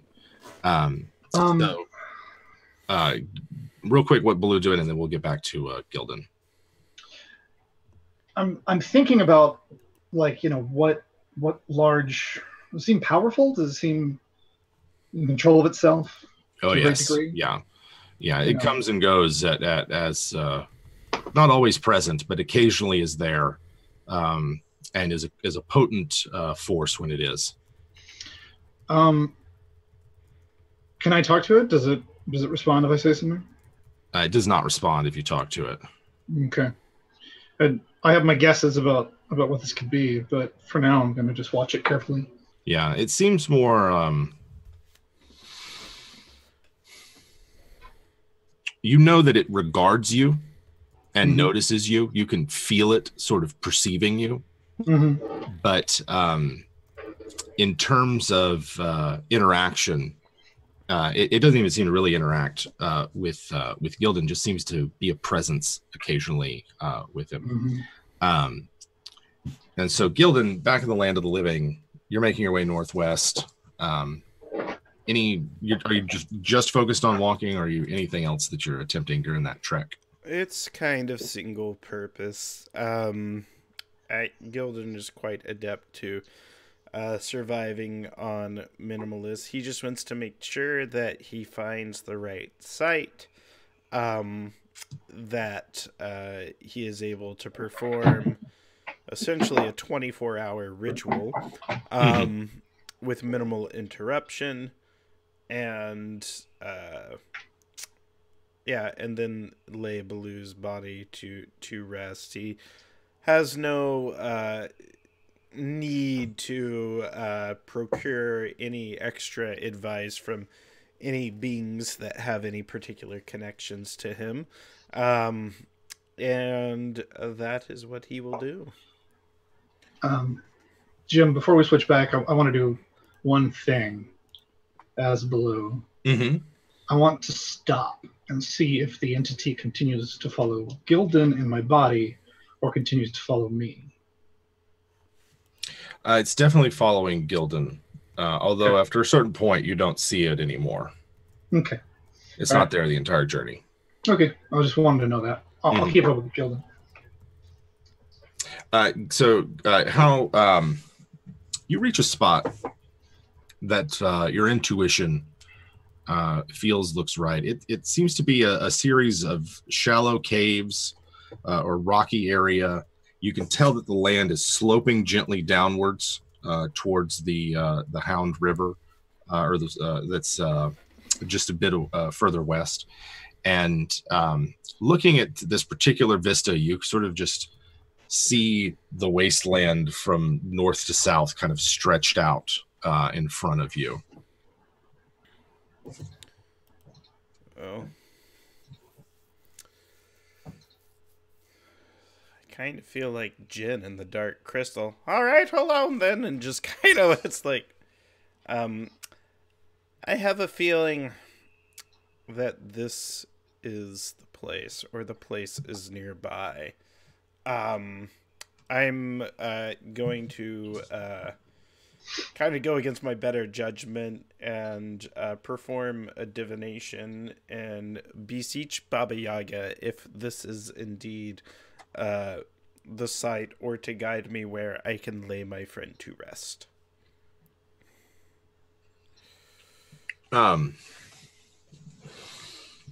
It's been a while since you've seen Baba Yaga as since she's made a visit. And last time it was to impress a Medusa. It's very true. Hey! I'm out of you. I see that you've sought my counsel on something that's not quite as foolish as your last endeavor, eh? You notice that she's sitting next to you. Okay. Beswaddled in her. Gildan responds, prophets may play the part of the fool, but that is the privilege of the very wise. To quote Archimedes from the Arthurian legend. Wisdom. Gildan, you're always made me laugh. What is it you want, Gildan? I need to know where to lay Baloo's body to rest. And if it is here, I need direction. It is time to say goodbye. Or say hello. However, his body is becoming corrupted. We must hollow a place, and he must be protected for all time. Well, say your piece to him then. He's here. But seems as good a place as any. Was he... And you see that she's about to talk to Gildan, but then looks past you and instead addresses Baloo. What kind of person were you? So this is the thing that was following him? Yeah, it comes into sharper focus. As you sort of see it as a goblinoid woman of ogreish size and stature. It's freaky. Really only see sort of her chin and nose as it peeks out of this shawl that kind of covers her, but it's very tattered and wind-worn and the like. Occasionally you catch a glimpse of what you take to be metal teeth that clack together as she talks. And what did she ask me again? what sort of person you were in life.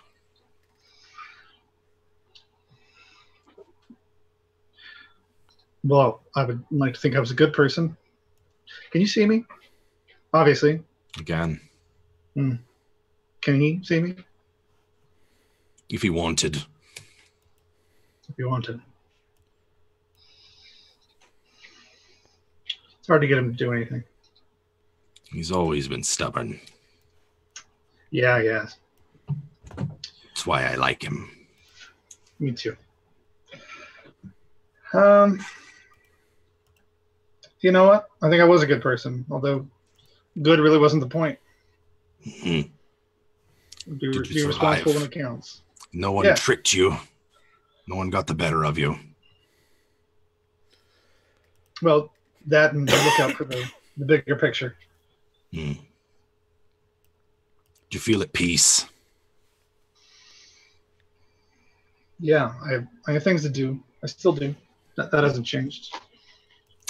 Switching back to talk to Gildan. Anywhere will do. Okay. Yeah, and Gildan prepares a small mound, pulls out his music box, begins to wind it up, and prepares to enter Baloo's body with a final hymn. And he sings, "When Gildan came to Trade Town, I think he took great care to perform the deeds of goblin kind and serve his friend Bugbear. He urged his spirit onward into eternal spheres to dwell beyond this shattered earth for unnumbered years." And then he starts to, lay Baloo to rest, and he will spend the next 24 hours doing a hollow spell on the area to protect it from celestials, fiends, fae, undead, etc. Baba Yaga stays for a time with Gildan before you just sort of realize that she's left. But while there, you don't catch any menace from her. At least not directed at Gildan. And the ritual goes off without a hitch. Now, as the ritual builds, dark clouds gather in the sky, and they're towering sort of slate gray and black clouds that begin to gather, even as far south where Myrrh, Icky, and Ellie find themselves. And as the ritual progresses and reaches a crescendo, a rain comes to the land. Not uncommon. And there are some times where at the end of a particularly nasty season of heat, that a rain is a much needed relief. But for the next several days, a gentle but steady and torrential, or eventually torrential rain pours down across the grassland. So I'm curious then, as Gildan is sort of laying Baloo to rest, where's Gildan's next destination? I'm going to have to go back to the party, and I must make sure that Corsica remains alive. Okay. They are, they have at least a 3-day head start on you, and move much faster than Gildan does at the moment. Unencumbered, and with your sort of ability to move around during the day, you can move a little bit faster. There's a few things I do have working to my advantage. Okay. I can always scry on them. You can watch us kill her, yeah. If you do, you do. It's not. Look, if she dies, she dies. We got a 3-day death start. It's like, pew, pew, pew. How quickly can Gildan find all of her severed body parts? Yeah. No. You think they're gonna be severed? There ain't gonna be nothing left. Eat her. Oh, no. I'm gonna be like, serve her as a milkshake in the morning. We blended her. I've got to figure out how to get back to them, so I have to start trekking them down. I have to use all my magics to essentially sneak the best I can to get there, and it is imperative that Corsica remain alive for a little while longer. No. All right. Like yeah, I mean, eating a gazelle. Right. If she dies. There's nothing I can do about that. However, right. If you're not there, you're not there. But you can travel relatively quickly now and know your way around the wasteland. Back at the tiny hut, where a grotesque oozy simulacra of Anders is melting in the sun. You've been having a family meeting. Yes.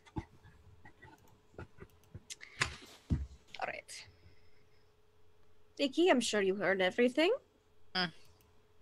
Ellie, I know you heard everything. We want to go see your father? I guess. I mean, is that what you want? If she thinks about it, she's like, yeah, I think it could be a good idea. I really hope it's not a trap because, traveling all these months, I've been now a little bit paranoid about certain things. Good. That'll keep you alive. Yeah. A healthy sense of paranoia is what survivors have. So, but I think we should. Is there a way to paralyze her again? Well, we could just keep knocking her unconscious. We could cut her legs off. We could do that too. In their hands, so she can't have that. Don't forget to remove her lower jaw. Sorry, I'm not there. No, I was going to be the next thing. You guys are rough. Really suggested something. You guys are rough. Don't fuck with my kid. No. Icky will look at Ellie. Ellie, what do you... She wronged you. It is your choice. Her life is yours.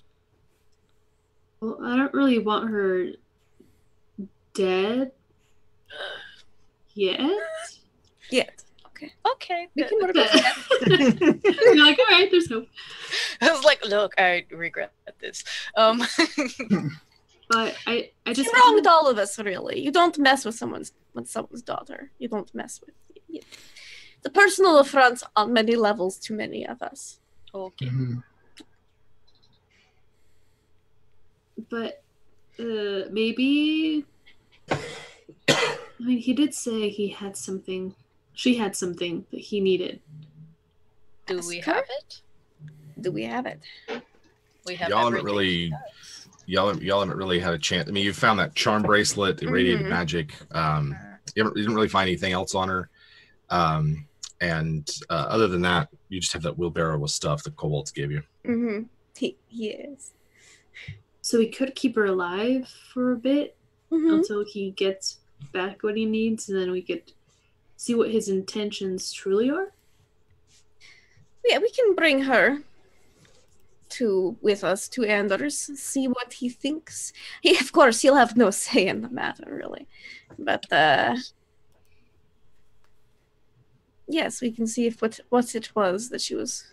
So she was threatening him. Well, I mean, he probably doesn't really want her alive either. But we'll keep her unconscious for now. Maybe ask her some questions. You know what? Give me 1 minute alone. Okay. Murga's in there and Icky slowly closes the door of the hut. Just I don't know and I do not want to know. So Jim, I'm a whispers. You sure are.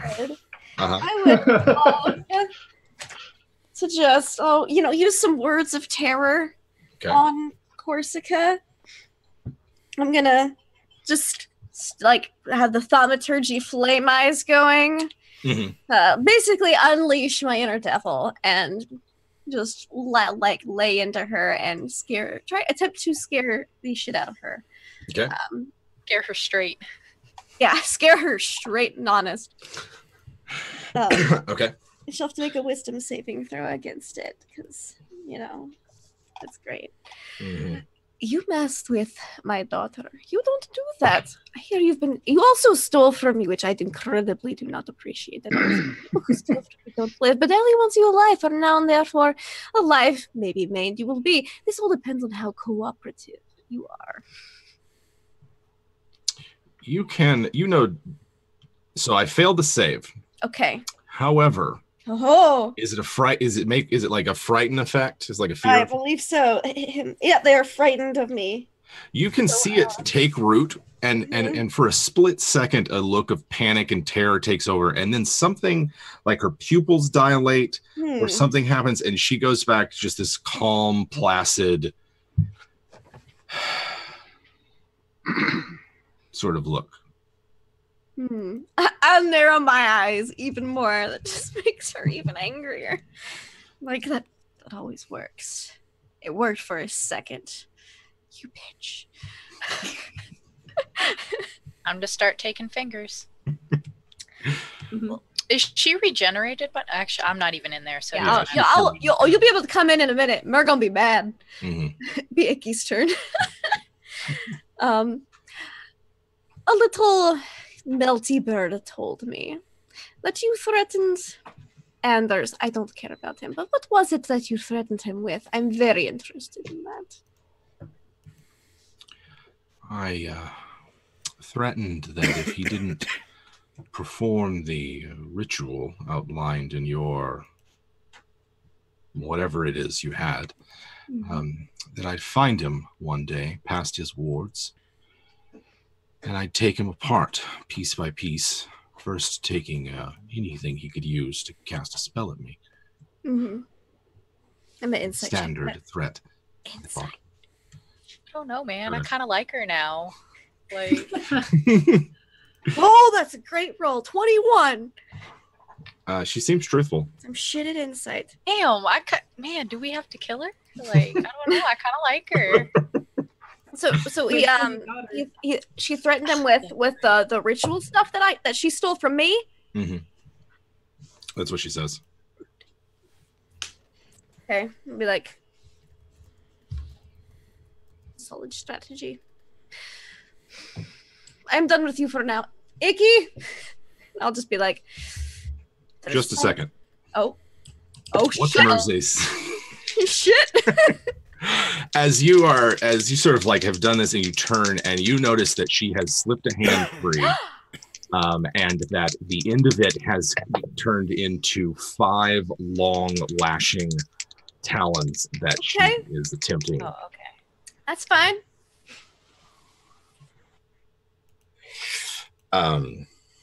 Let's see here. She is an assassin. Okay. Oh, should have killed her. Yeah, right. She shanked her. Right. Yeah, should have shanked her. Time to take that hut down and leave her out in the sun. What did she roll to hit before Abby rolled 10 of dice? I had rolled. Let's see. Oh, where is my attack? Oh, there it is. She rolled a 22 to hit. Okay. Yeah, I can't shield that. Okay. I have to ask because I have the spells. No, I understand. Okay. So the first is the slashing damage. God, jeez. That's going to be what is her plus for this spell? Sorry, I'm using a different ability here. Okay, you are going to take with the first attack 11 acid damage. That is from the claw, and here's the sneak. Oops. As she buries these claws into Myrrh in an attempt to get away. 11.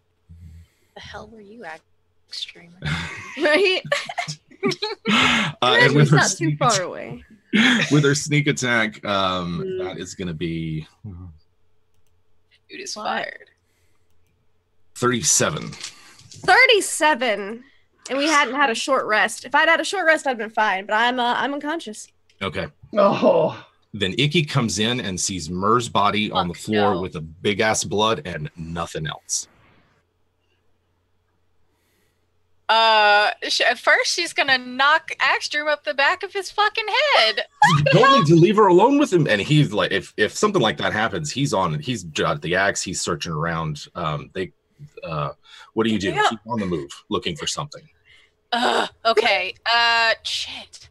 Icky's gonna pull out her short sword and I'm so good at knots. Unconscious Mur's just like, I don't have any heal spells, Mur. Okay. Yeah, she's gonna try and are Corsica's talons still in Mur? No, you can just see that there's a actually I don't know, let me see real quick. Yeah, let's see. It's a I like that though. Flash or a pierce? There are just she like sheds the talons, and so there are talons in Mur's neck. I like that much better. Yeah. That's bullshit. Is that hand free? How do you mean? Is her hand free of the bonds completely? The bonds are just gone. They're they're not gone. They're just in a pile of. Oh, okay. So she's totally untied. Correct. Okay. And not present as well. She's not present. It's just Mur that you see there. Do I see anything or hear anything? You see all so this.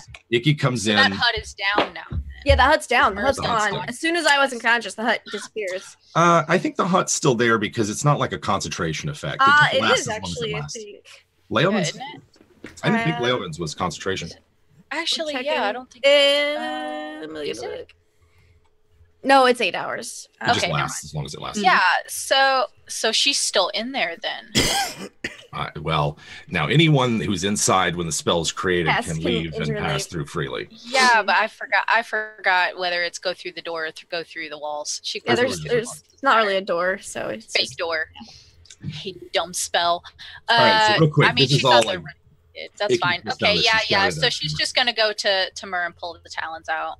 Okay, you're easily able to stabilize Mur if that's what you'd like to do. So mad. I'm gonna stabilize her. It's fine. Okay. How about Ellie? Do I see her go down, or I just hear? You hear Mur start to call for Icky, who then is kind of like coming in. There's cut short. Icky's like, as walks in. That it's all just happened. Yeah. Right outside. At this, I just become like super alert, and I tell fake Anders, "You're gonna help us, and you're gonna prove me that you're a good person." And then I like rush inside, see what's happened. I see Corsica gone, and then I go back outside and just like survey the area. Should I roll perception? Two things. He's it'll be useless. Or I forget which NPC I am. I got to get my voice straight. It'll be useless to attempt to track her by magic or any conventional means. She's very good at avoiding that. Let me see. And he's like, Axtreamer's running all around looking for tracks that aren't there. And he begins casting a spell. You're not quite sure exactly what it is. So we'll just do like loose initiative order here. Mur has been stabilized. No need to make a death save. He's unconscious. Good. Icky. Yes. You can have another action here. Oh, I have another action. Fuck. I don't know. I'll stay inside with Mur, but I had my short sword ready, but now I'm going to just go ahead and pull out the crossbow instead. Put the I made the death saves. We're good. Okay. Yeah, well, I'm still staying in there with you because you have all of her stuff. She's out in the desert naked. Yeah, that's true. Right. She had time to loose the ropes, but she didn't have time to get all this stuff back. Yeah, so that's fine. So I'll stay with you. All right. You see actually there's a powerful burst of magic that goes off, and even the hut begins to fade and disperse. Ellie, do you do anything as Anders casts and lets loose this spell that sort of like unravels some of the magic in the area? What does Ellie do? The only thing that she feels like should be somewhat useful, kind of, not really, is to just kind of check for tracks, or just she'll assume that she's invisible and she'll like move her axe around to see if she could get her, like hit her or something. And just making sure she's kind of walking around Anders so he can concentrate on whatever spell he's doing as well. Yeah, he turns back to you. The hut disappears but doesn't reveal anything else. Nothing else that would foil this.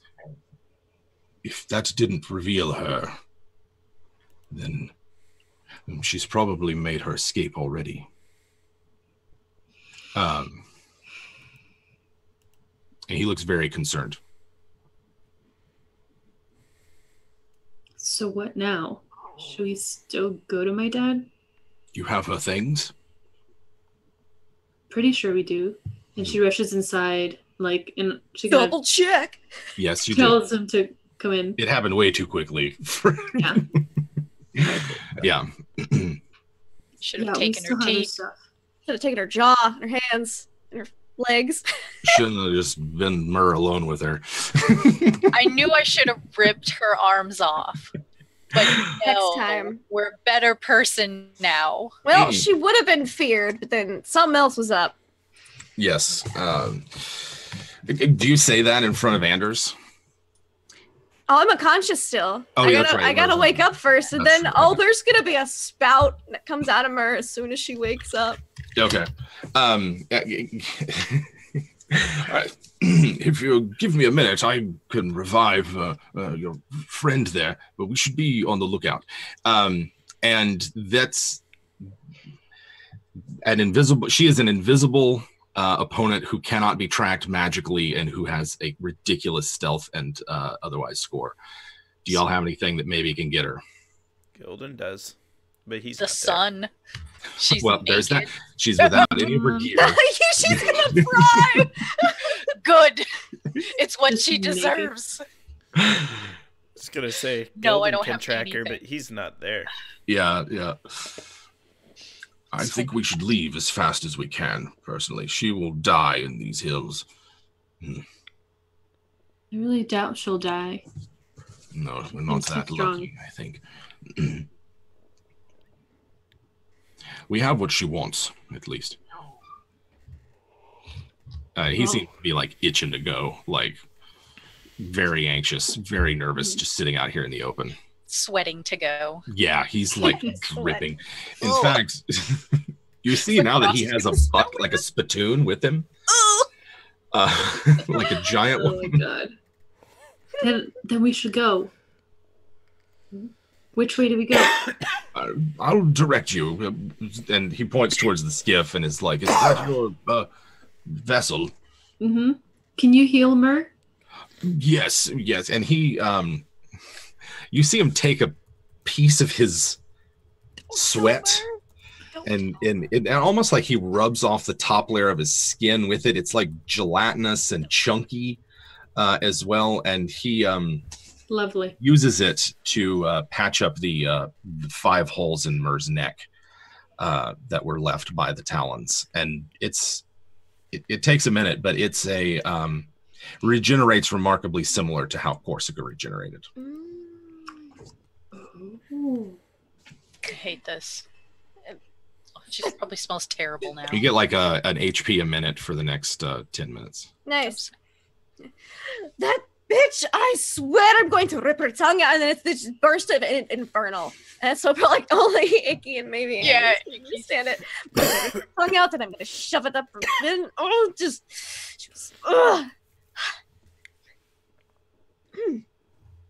I don't think Icky's ever seen Mur unconscious in a fight before. She's never been. This is the first time in this entire campaign she's gone unconscious. Yeah. Icky takes a dirt nap like every 3rd battle. I know. And we're just like, after that, sitting bolt upright and just like, all the horrible things she's gonna do to Corsica when she finds her. She's just like, ahem. Do we know where she is? No, she's, as I explained, she's remarkably skilled at evading detection. at metagame, I gave her some epic boons. Yeah. Sorry, guys. Well, she's apparently also really good at not being afraid. No, fear and other attempts to persuade her magically will be fruitless. Her mind is too alien for that. Thank you. Fantastic. I was in a dark place when I made Corsica.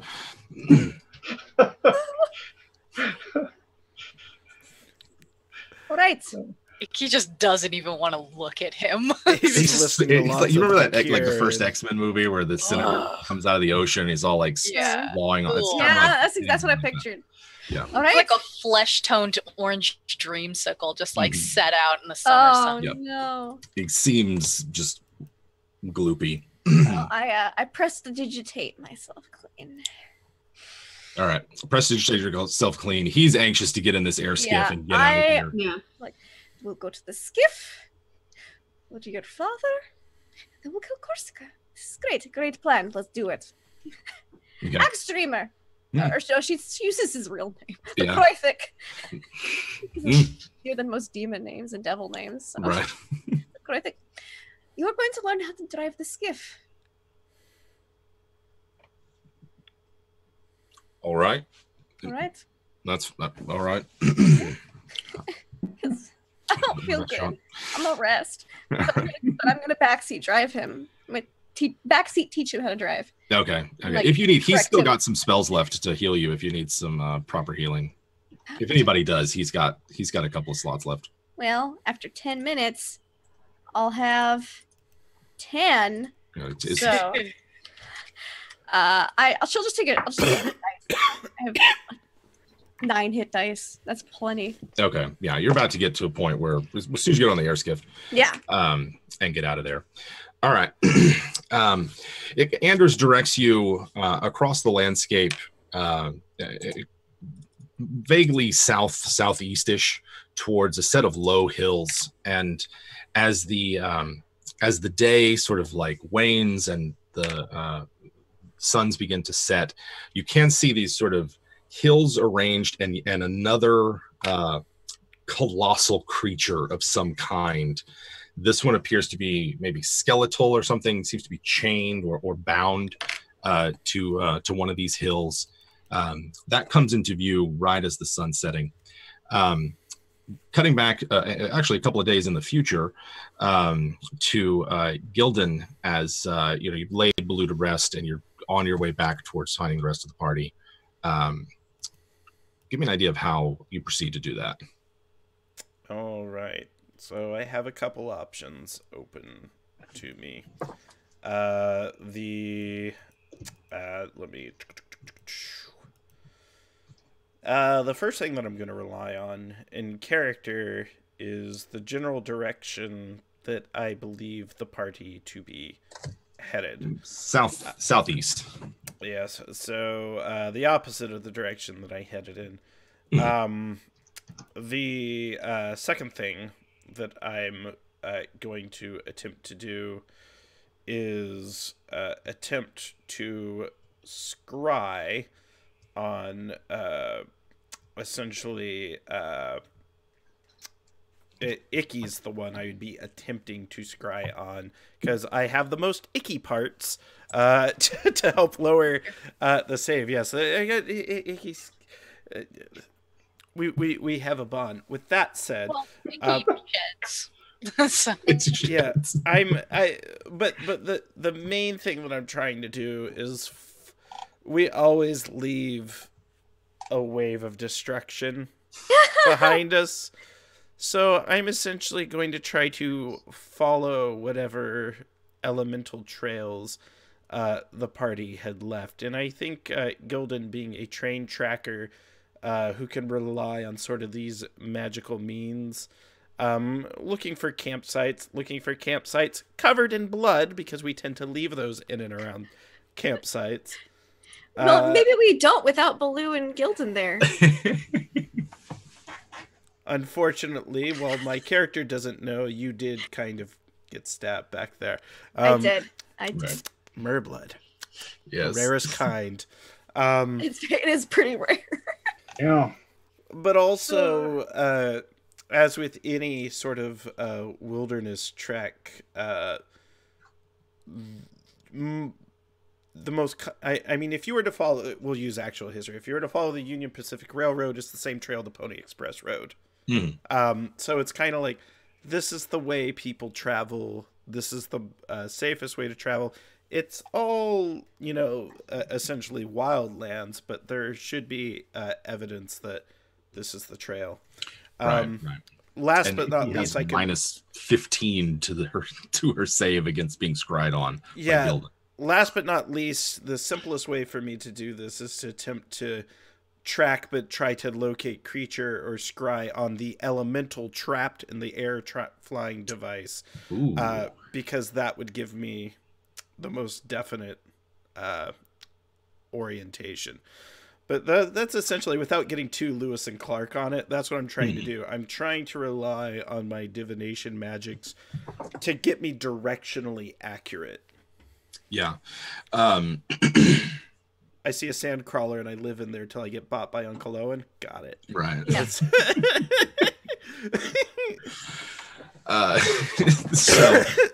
Actually, you are in a part of the world where I'm glad I get to share this now, because you're in a part of the world where on one of these nights of walking or days, Gildan sees in the far distance a crawling fortress.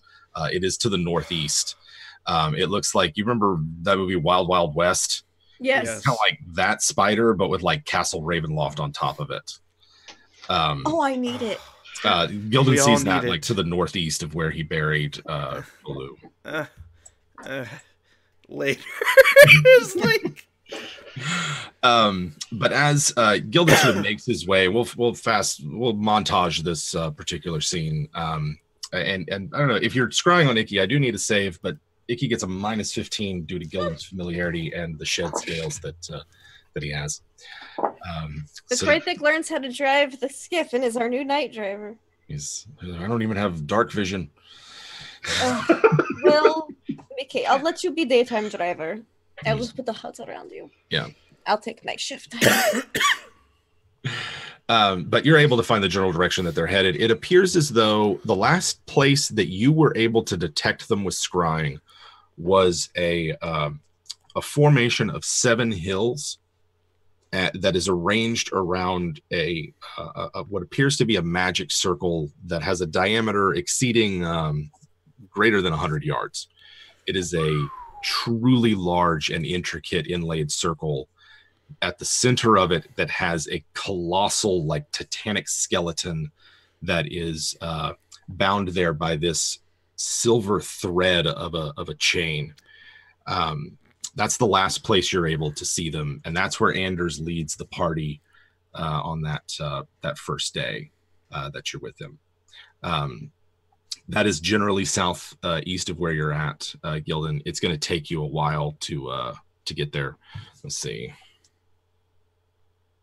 It's going to take about 4 days to get there. Okay.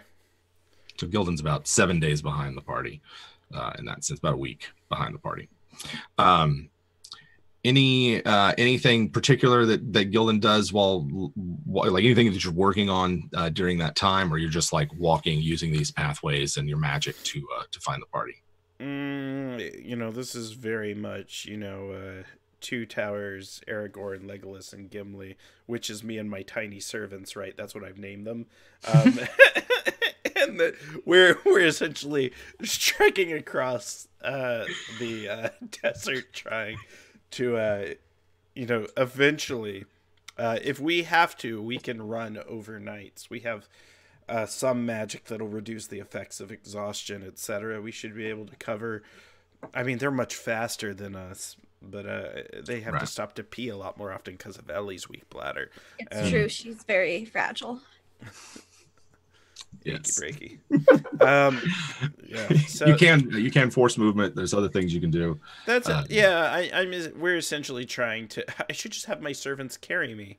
I'm not that heavy. I'm 30 pounds. They don't get tired, nor do they sleep. That's one way to do it. That's like a 5th level animated service, and they just carry you around on like a sedan chair through the desert. Oh man, Creative Spell Uses 101. What a great spell. Yeah, so yeah, that's essentially what I'm doing. I'm there's not much. I mean, these are wastelands for a reason. If we do come across any, I mean, it would have to take something very, very unique to pull Gildan off the trail. I mean, the equivalent, it'd have to be like stumbling upon Dol Guldur or something like that. Like, oh, there's this ancient fortress that is right here, right now. Right. Let's investigate. Yeah, some things you find. You do find the site where Mur was stabbed. Right. You find that spot, and you know, the attendant shed claws and things like that. I'm taking those. Okay. And otherwise, you notice that kind of south of the big hole, starting with that one gargantuan creature, there is actually a series of about 5 of them that stretch across the grasslands. They all are many hours walk apart, but they're in various states of either petrification. Some of them are just skeletal, and their remains have become a feature of the landscape. And then you get to this one that's bound in a massive circle. That's kind of about the only thing that you really see as you close in on where you think they are. Got it. I don't like these giant skeletons. They scare me. No. As we'll come back to our party here traveling in their air skiff. You reach this location, these 7 hills arranged quite serendipitously around this massive circle that is inlaid with what appears to be precious metals and is literally like making your teeth vibrate with magic. It's so potent. And there's this creature there, humanoid, but easily 300 feet tall, that appears to be hunched down, crunched, almost like squeezed by this chain that is otherwise draped over this skeleton, not anchored at any location. Anders, just don't touch that. We can use the circle without disturbing the creature. What is that? It's a titanic being, Empyrean, some call them. Would I have heard of these in my collection of bard stories that I... Oh, sure. Yeah, you can make a history or arcana roll. Oh, we'll go with arcana. Sorry. Strong suit. That's going to be a 26. Yeah, I mean, there's all sorts of celestial giants and creatures that that you sort of like know about through perhaps your infernal connections. They're celestial, probably. You know your enemy. Right. That was you know, elementary school in Dis. Yeah, this is one of those creatures, like a servant of the gods type titan. Cool. I'll be like, so that's what one looks like in person. Fascinating. The remains of it, yes. It's, last I saw it was quite mad. We keep it there to contain it. He seems flustered by the whole conversation. What would happen if it were uncontained? He'd be quite angry when it was alive. I don't imagine it'd be very pleasant to be around. Interesting. They're quite willful and arrogant. That's what I've heard. Intriguing still. All right. Step here, and he invites you onto the circle, and you can feel him begin to manipulate the magic that surrounds it. You have a moment to act before the spell will go off. Before I do, can we not take the skiff with us? We can. Yes, we will. Okay. Yes. Good. Bring it. There's room. Can we? Yes, we can. Yes. There's room. It'd be cramped, though. That's fine. And the spell goes off, and in an instant, without there being any real sensation of time passing, you find yourself in a cavernous room. The interior of it seems to be stone of some kind, very smooth shaped, and you can see light filtering in from outside through a low cave on the far end of where you're at. Perpendicular to that is a tunnel that appears to go down further into the ground, but you get the sense that you're in a some sort of smooth cavern of some kind. Room for the air skiff.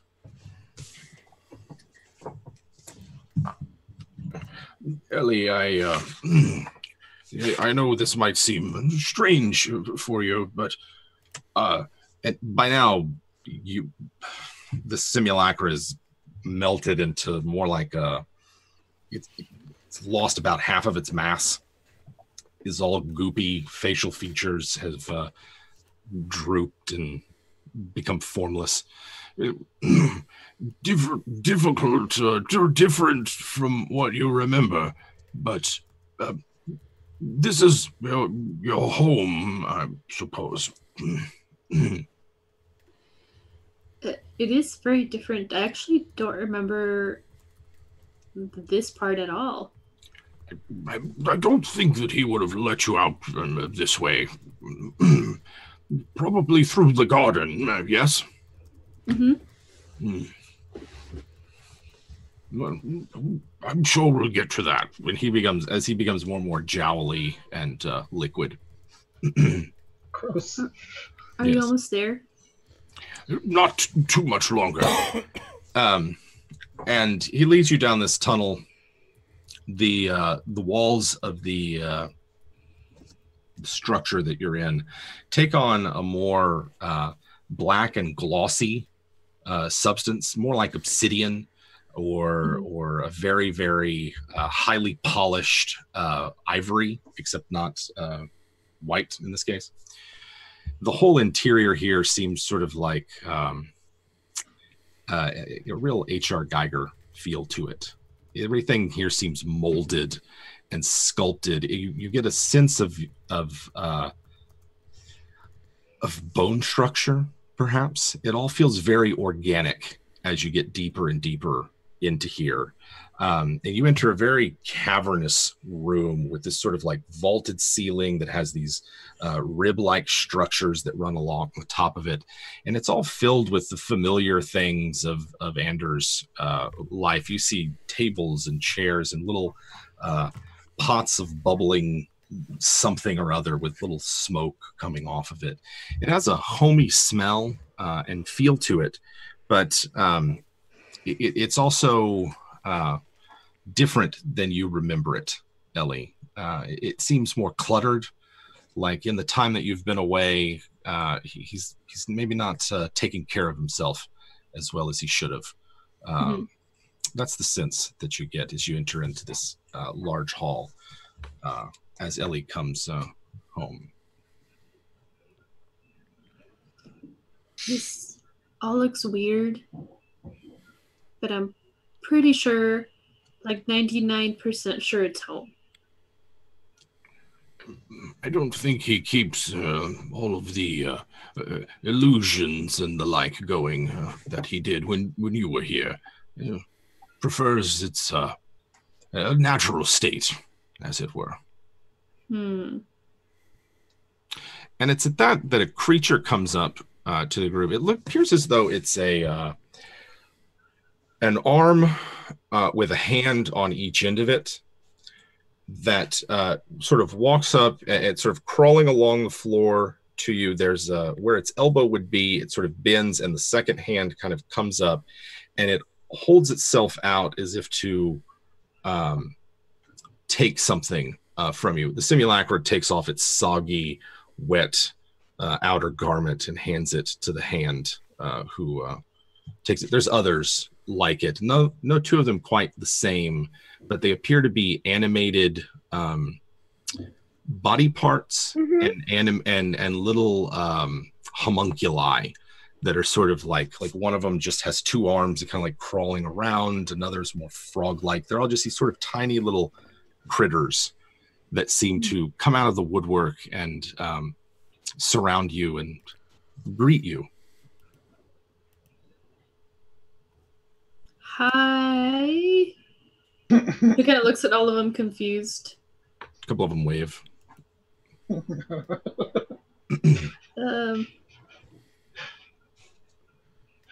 Are we supposed to like do some handshakes or something?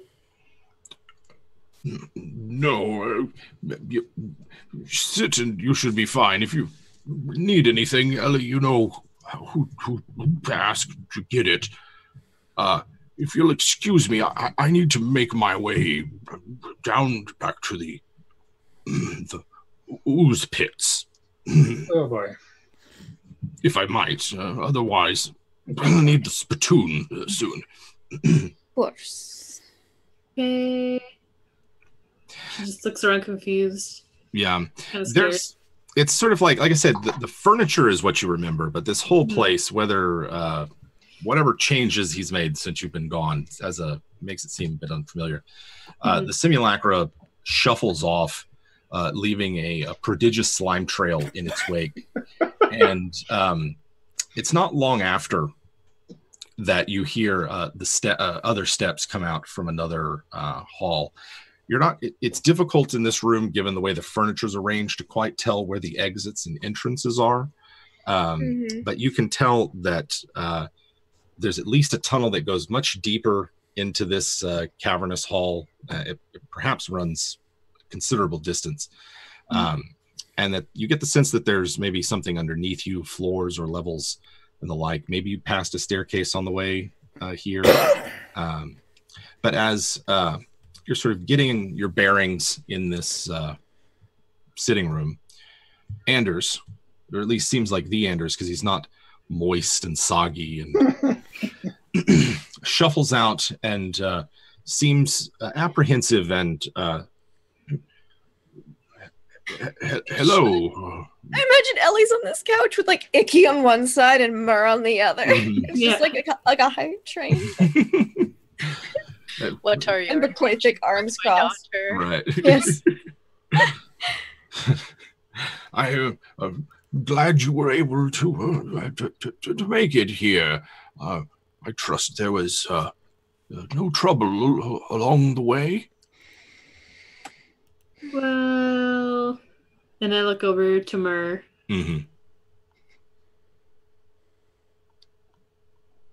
My sister kind of escaped and then gave her some really wound nail things in her chest. Oh, yes. I'm sorry about that, Ellie. I should have warned you sooner about her, but I thought that she had gone away, and he sits opposite you at some distance. But my deepest apologies to you, Ellie. It was my arrogance, I think, that prevented me from speaking freely about it. Are you hurt at all? I just have like these wounds, and actually kind of points at the wounds that are slowly turning a little scabby and maybe a little gross, kind of like infected, maybe. Yeah, been able to treat herself. Yeah. He tentatively comes over and begins, may I, and wants to examine Ellie's wounds. She kind of just nods her head, and she just goes like this. You see him focus intently and mumble and sort of mutter to himself as he inspects you, and then, oh my, this is... You have perhaps a week left, I think, before this takes you. If we hurry, I can prevent it. A week left? It's a disease from these planar creatures. It turns you into one of them, slowly eats away at you until you just emerge as another one of them. Can you get it off now? It'll take some time, but yes, I can. I look back to Mur and Icky, like, I wasn't prepared for this. How much time? Yes. The process shouldn't take too long, but I'll have to take you into the laboratory, Ellie. But I'm not allowed to go in there. Perhaps that was an error on my part as well, to not show you. So many errors. Yeah. Many. He kind of like looks at. Yes, yes. Who? I'm sorry. Who are you? Looks at the three. Oh, We are her mothers. We're her mothers. Yes. I'm gonna kill you, old man. Mothers. We're her mothers. Well, and you see him smile, and he says, "That's very good, Ellie." And he seems like really happy We're for not you. smiling. We aren't. Maybe if we'd been there from the beginning, he wouldn't have Mur's blood all over his nice couch. He doesn't say it, but TK says it because I'm thinking it. And this is Bekreuthik. Pleased to meet you. And he just sees McCarthy and is like, oh, what a fine physique you have there. Oh boy. Oh boy. You can't have him. Regardless, please. And he, with some urgency and spring in his step, leads you to. Well, I follow. Yeah, all of you, it's fine. Just don't touch anything. I'll know. And down these twisting sort of tunnels, the deeper into this place you get, the more you can't shake the feeling that all of these rooms are made of some kind of ossified or calcified bone of some kind. Would it be large enough to be the bones of that celestial giant we just saw? Like some type of creature like that, or would it have to be bigger? It's comparable in size. Okay. Yeah. It leads you down into these rooms filled with all sorts of like brass pipes and great big crystal and glass cylinders. It's a room filled with arcane instruments and seemingly fed through this sort of network of pipes and valves and everything. There's easily 20 or more of these large cylinders. No one of them is alike. They're each one of them sort of these handcrafted, bespoke cloning vats that he's made. Several of them have ongoing growths, pupations in them. None of them human. They all seem monstrous in their shape. It takes some time to prepare the fluid, but this is where it will be. Ellie, this is your vat, as it were. He points to a brass and glass contraption that is still gleaming, but otherwise unoccupied. That's cool, I think. This isn't upsetting to you, is it? No, it's more confusion. I guess just more than anything. He, as he's preparing this, he sort of stops and perhaps answers are in order before we proceed, if that would make you feel more at ease. Yeah. What does my sister want? And why does she want to kill me?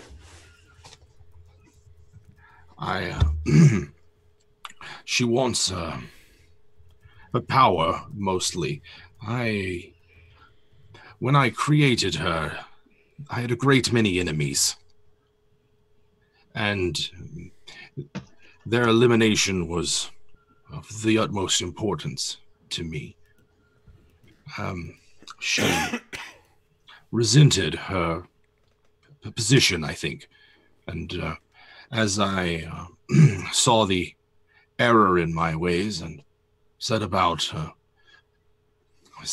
on your creation, she grew jealous and spiteful.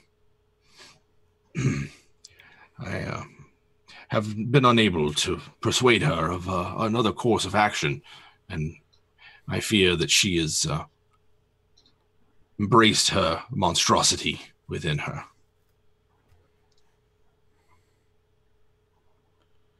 Okay.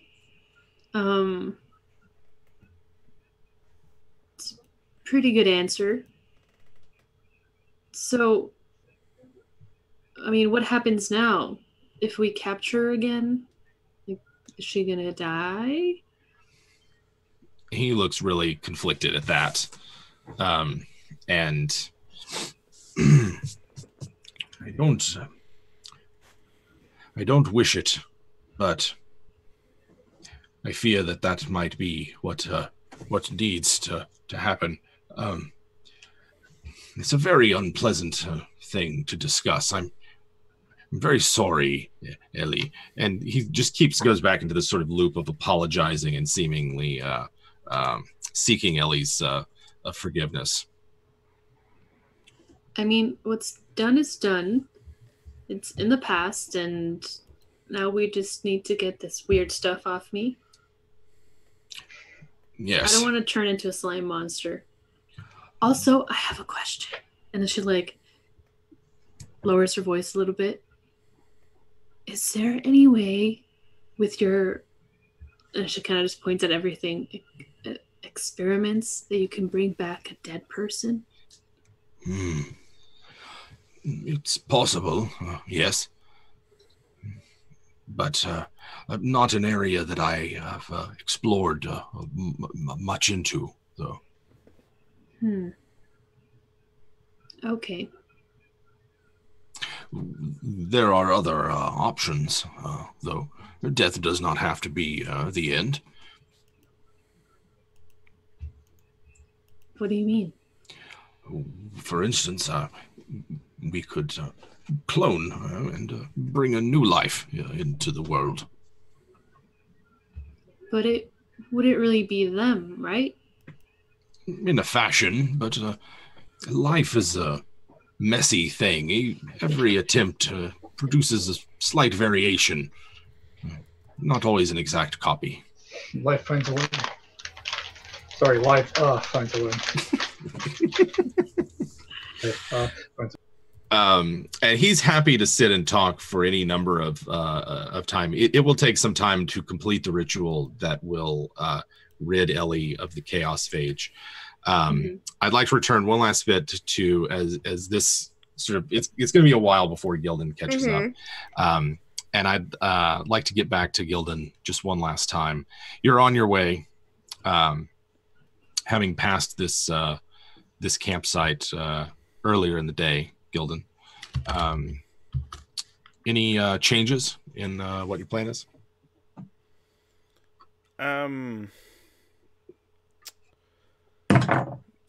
No.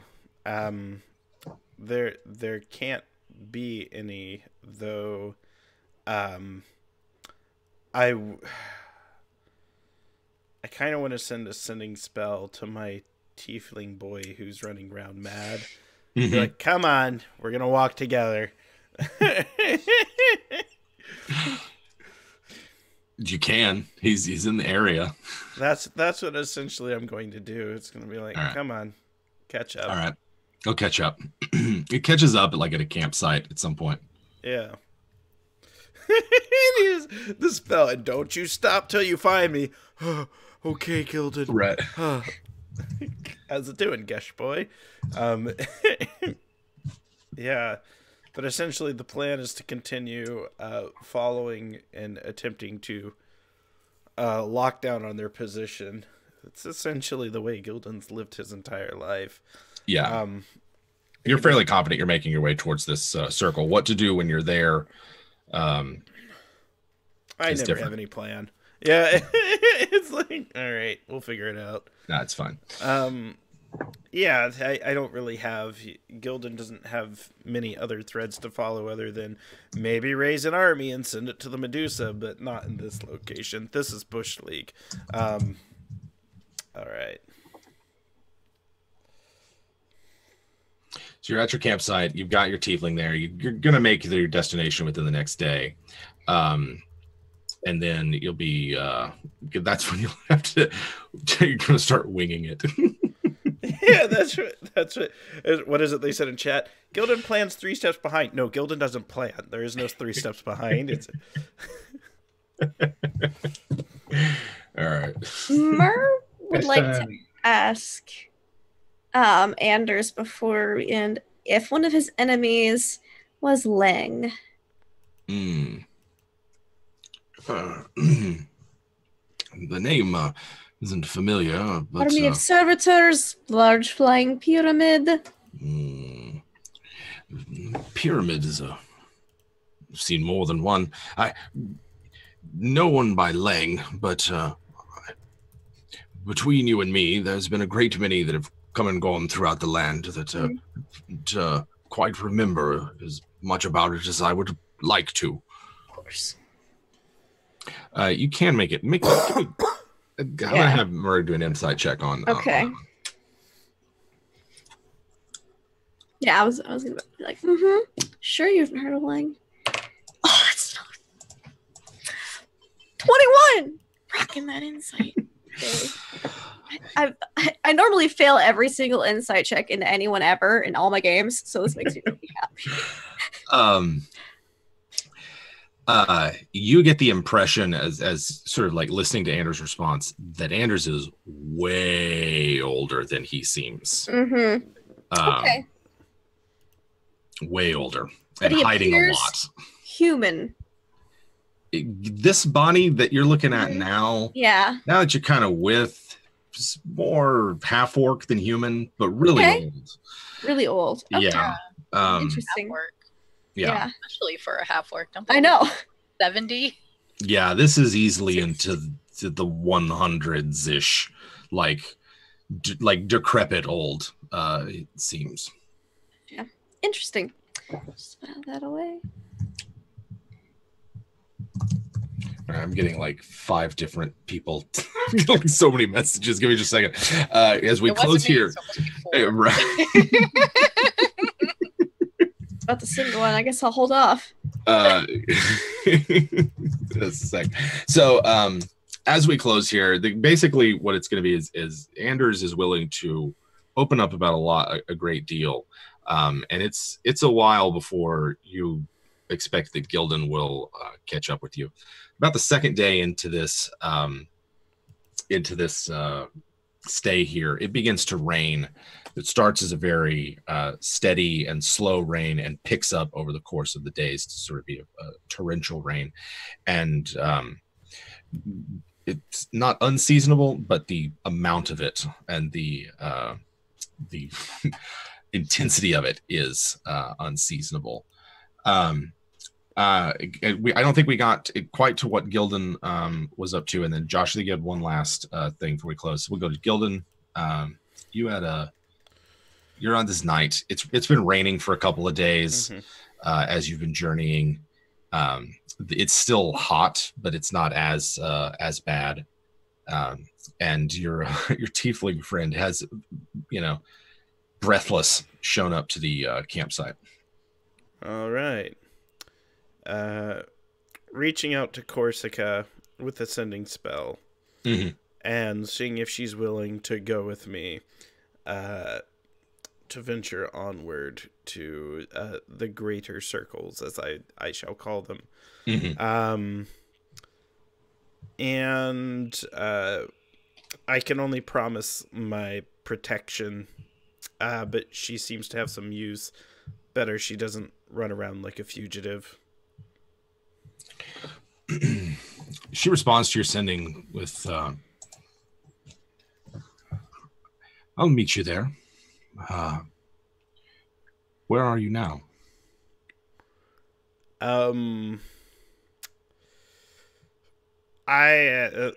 Okay. The best Gildan can do is ask for, the best he can do is sort of describe his position. I am near where she fought for her freedom. And essentially that's the best I can describe it. I am near where she fought for her freedom. I'm close. I'll find you. And it's not long. It's less than an hour before she arrives. Okay. All right. Tiefling boy, Corsica, Tiefling boy. That's his given name, his Christian name. Baptized him. No. He's. We need a good name for Tiefling boy. I don't know that I ever gave him one. He never had one. Friday. Robinson. Yeah. He's Friday. He is Friday. This is Friday. Yeah. All right. So as you're just sort of like preparing your campsite, getting Tiefling boy ready to meet Corsica, she does approach out of the night. It appears as though she's wearing rags and has otherwise doesn't seem the worse for wear. And sort of just literally walks out of the desert or the grassland rather to sit down at this campsite that Gildan's prepared. I haven't seen her straightway since we were in the pyramid together. Yeah, she looks exactly the same as then. Not quite a spitting image of Ellie now that you kind of get a good look at her, but close enough. Definitely familial resemblance. So before we leave and head off, Josh, do we have any final thoughts from you? Final words? You're muted. You're muted. So like the third time I've tried to talk and I wasn't. From Blue? From Baloo or from whoever? Well, I'll have to think about Baloo, but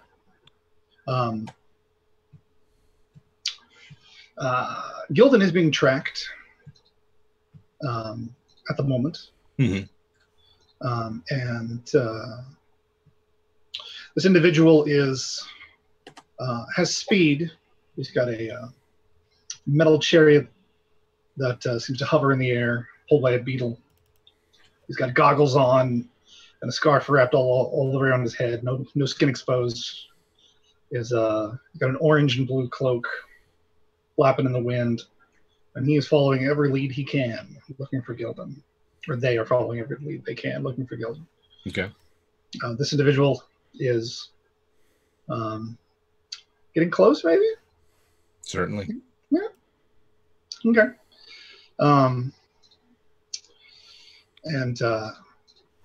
Yeah. I'll bring out more when he actually meets some, or they actually meet somebody. I think that's a good place to end, as this mysterious figure on a chariot of some kind tracks Gildan, who is himself tracking the rest of the party, who are making temporary shelter in the abode of Anders the Mage. But we are running out of time, and Anna has to make it to another game, and the rest of us have to return from this world back to the real one and get on with our business. So we thank you, everybody, for coming out and hanging out with us while we explore the aftermath of the showdown at the Big Hole and deal with some unresolved issues and hopefully finally get some damn answers for some of these questions. So appreciate it, everybody. Let's get a quick word from our players as we head out. Josh, how you doing? Doing pretty good. Enjoyed kind of everything that's been happening and finishing up my next guy or person, and go from there. Yeah. Very good. Very good. Excited. Anna, how are you? Doing great. Ellie's a little heartbroken because, she lost her best friend and, sad stuff. And I don't think she knows that Skitterstep is dead. Nobody's really told her. Oh, yeah. So that'll be another heartbreak. Tune in next week for more heartbreak. Or whenever, Either way. But yeah, I had so much fun. I love playing in this campaign so much. And just playing like a wholesome barbarian is also pretty cool. It's pretty dope. But you guys can find me online in places like on Twitch at Subway Pizza, Twitter and Instagram as AnnaBPhoto. And I also play It's a Raid! Go Jack! Okay, well, we'll take this raid and we'll raid.